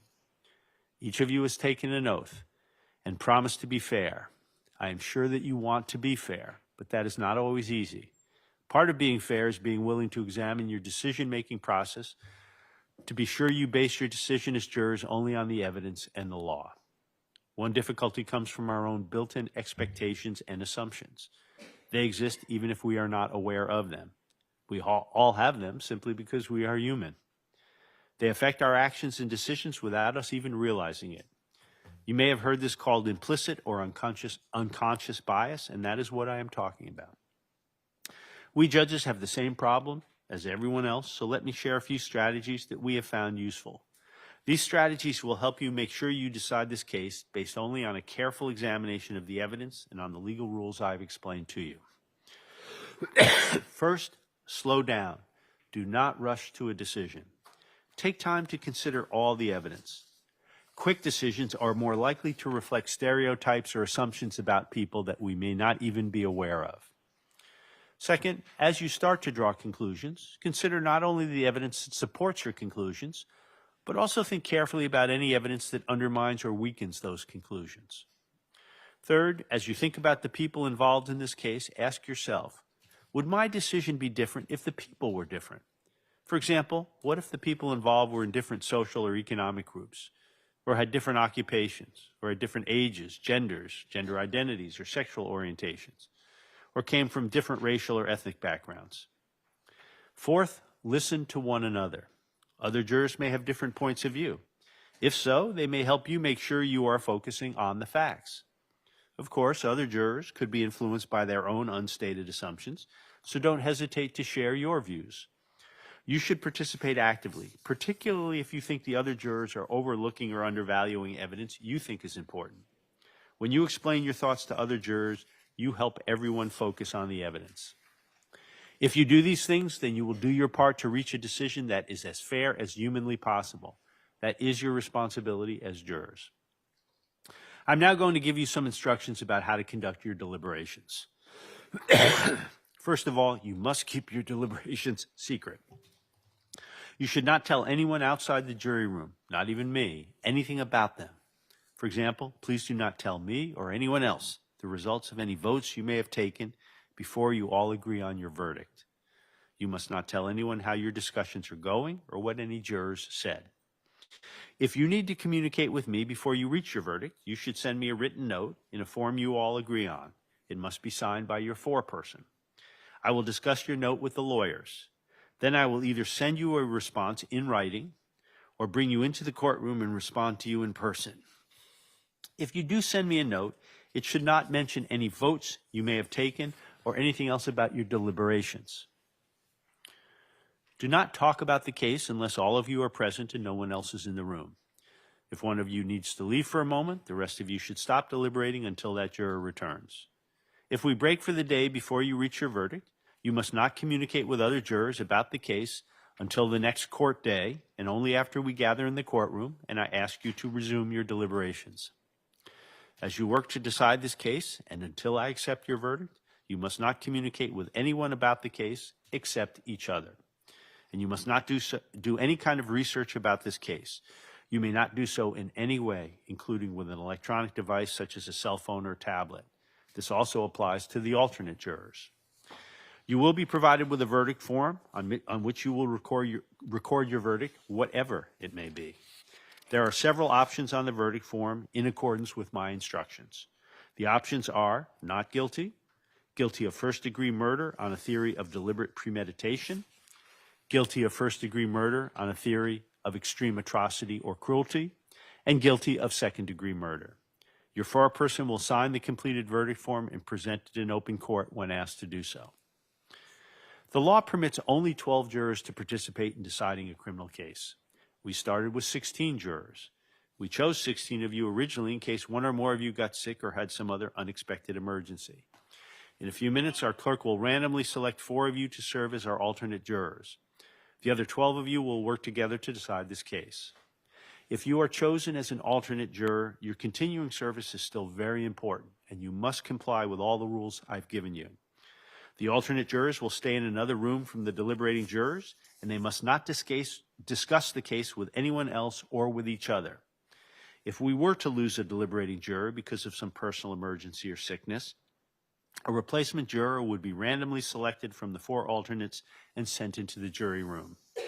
If there was need to exercise a second deliberating juror, we would randomly select one of the remaining 3 alternates and send that juror into the jury room. By the way, anytime that we do have a need to replace a deliberating juror with an alternate, the newly constituted jury is required to restart all its discussions from the beginning. One of you will serve as foreperson of the jury. The first order of business of the 12 deliberating jurors will be to select one among you to serve in that role. The foreperson will make sure that each of you has the chance to speak and that the other jurors listen to you respectfully. But the foreperson's opinion about the case is no more important than the opinions of all other jurors. As I've already stated, once you agree on your verdict, the foreperson will fill out the form and will report your verdict in court. When you work together as a jury, you will be making a decision as a group. This kind of decision-making is very valuable. Why do I say that? When a jury hears and sees evidence, each juror acts as a safeguard for the others. For example, someone else may recall evidence that you missed, and each of you will have insights that will help the other jurors make sense of the evidence and reach your verdict. No member of the jury is more or less qualified than any other juror to decide who and what to believe. You have all heard the same evidence, listened to the same witnesses, and looked at the same exhibits. And you have all taken the same oath, promising that you will well and truly try the issues between the Commonwealth and the defendant according to the evidence and the law. So you are all equally qualified to reach your verdict. I have a few suggestions that might help you as you work together. First, you should discuss and analyze the evidence before you take any vote about a verdict. Voting first could keep you from discussing the issues and hearing other people's perspectives before making up your own mind.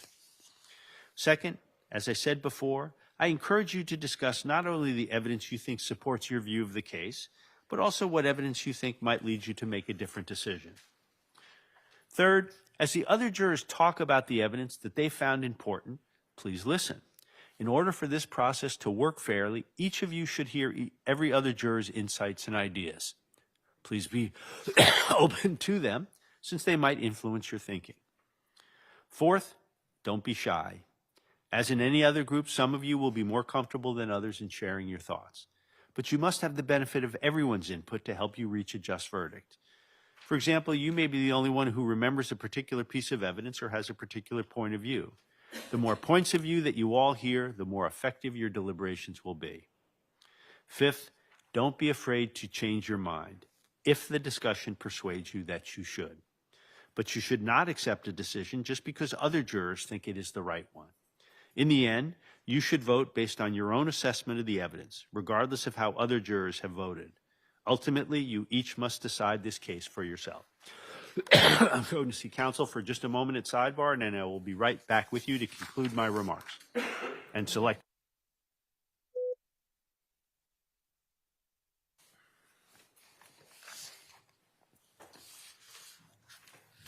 It is now time for our clerk, Ms. Draper, to randomly select 4 of you to serve as our alternate jurors.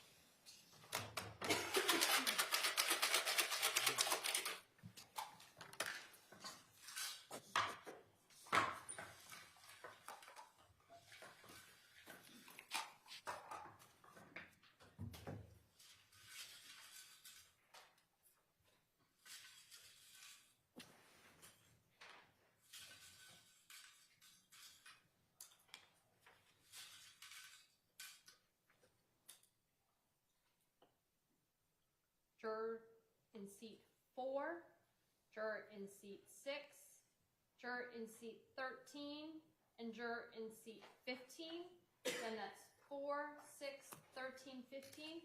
You've been selected as alternates. You may remain seated for right now. Would those jurors just raise their hand for a moment? You remain in place, but I just want, we've got 3? Do we have 4 hands up? There we go. Okay. Mr. Leno, Okay. you're also an alternate. To those alternates, let me just say before I proceed, I know it feels like you just got voted off the island, but you saw that it's a completely random process. But I also just want to emphasize what I told you in my formal instructions, which is your continuing service remains very important to us. Sometimes alternates get pressed into service during deliberations. And so we are very grateful for your continuing participation, and I want to thank you for that right now. In a few minutes, the deliberating jurors will go and start their private discussions. To those 12 jurors, I now say, have confidence in what you are about to do. By serving on this jury, you carry on a long and proud tradition of citizens serving in jury trials in Massachusetts. If you are honest, thoughtful, and fair, you will be able to reach a fair and just verdict. Now, jurors, the attorneys and Ms. Draper are going to work to get all of the exhibits in order. They'll be coming down to the jury room imminently. You've got your lunch waiting for you, I presume. We do. And the alternates will have their lunch separate from the deliberating jurors. A laptop will be provided to you.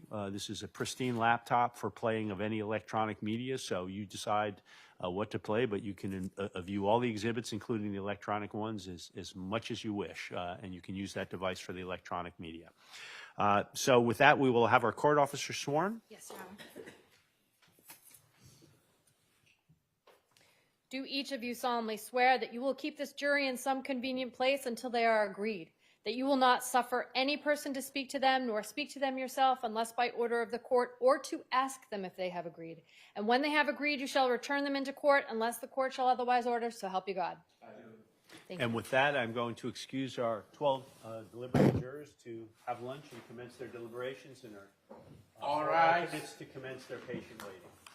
Judge, you can bring your books with you now. Everything may go with you. Oh, sorry. No, everybody's going to go with the court officer. They'll direct you where to go.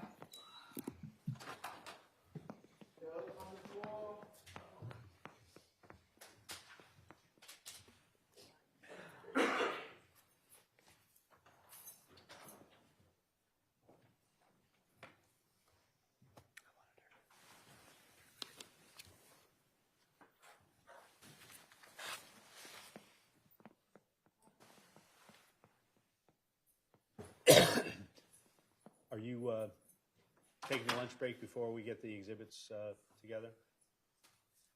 Ms. Draper? Excuse me? The exhibits, are you doing that now or after the lunch break? Yeah, I'm just going to go with you. I'd leave it to You're you. going to get the I'll exhibits. discuss it with Judge. counsel, Your Honor. I mean, they All right. will be having their lunch Yep. right now. Just one thing. Yesterday, I referred during the testimony of, I forget his name actually, the gentleman from MCR Labs, to that the wearing report that I used Yes. in the cross-examination. I thought we should perhaps mark that For identification? That's fine. No objection. Happy to do that. Your Honor, for the record, I did mark the court's instructions to the jury a copy as Q, so this will be R. This will be R. This is Okay. correct. R for identification Yes. is Ms. Waring's report. All right. Just so the record's clear, Attorney Scully and I discussed the medical records, and there's no redaction that either party is requiring. Very good. Excellent. All right. Well, I'm about to recess, but I want to thank all counsel for their efforts in this case. It's clear to me that both the Commonwealth and Ms. Church were very ably represented in this trial, and beyond that, it's really a pleasure for me dealing with each and every one of you.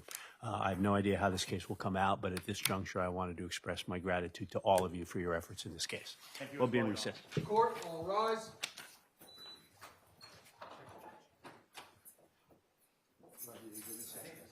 We can do this now. It's fine. Yeah, sure.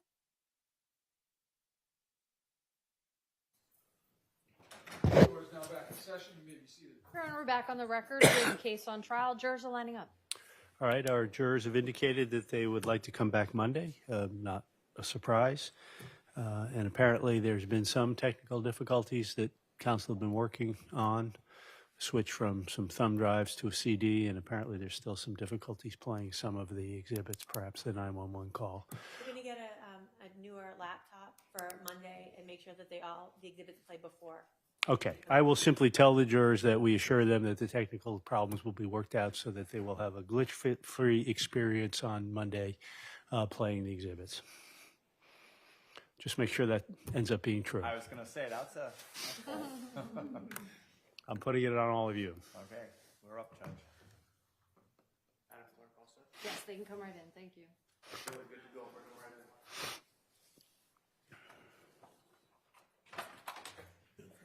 All rise for the judge.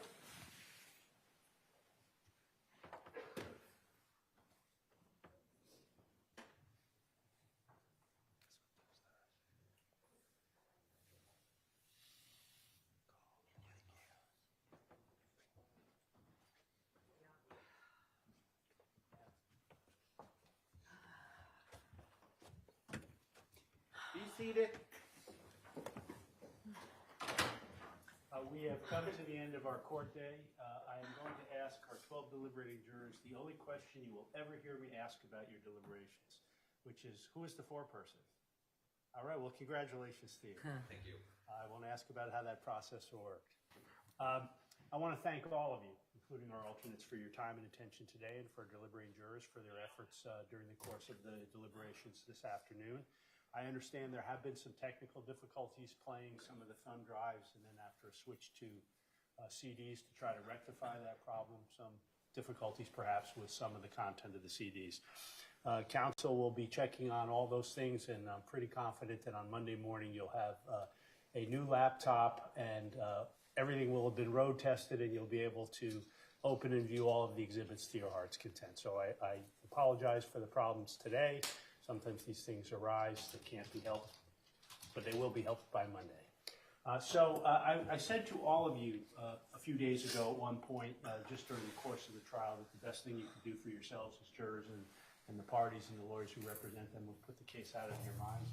I say that especially now, and particularly to our 12 deliberating jurors. Put the case out of your mind, put your discussions out of your mind. All of you go about your lives. I hope it's a wonderful weekend for everybody. I think it's not going to get over 35 degrees tomorrow, but this is spring in New England. What can we do? And then you come back on Monday, ready to resume your deliberations and continue your fruitful discussions towards reaching unanimity and coming to a verdict. And our wonderful alternates will continue their patient waiting on Monday. So I want to thank you all, each and every one of you, very, very much, and I'm excusing you all until Monday morning at 9 a.m. This applies to all 16 of you. Till we see each other again, please don't discuss the substance of this case with anyone, including among yourselves, and please don't allow yourselves to see, read, hear, or overhear anything from any outside source about any aspect of this case.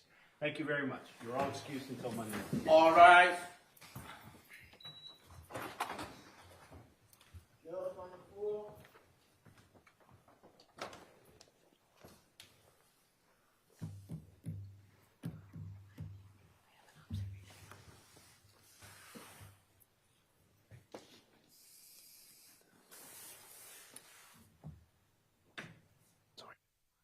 And we will all be in recess until Monday morning at 9 a.m. Thank you all. Thank you.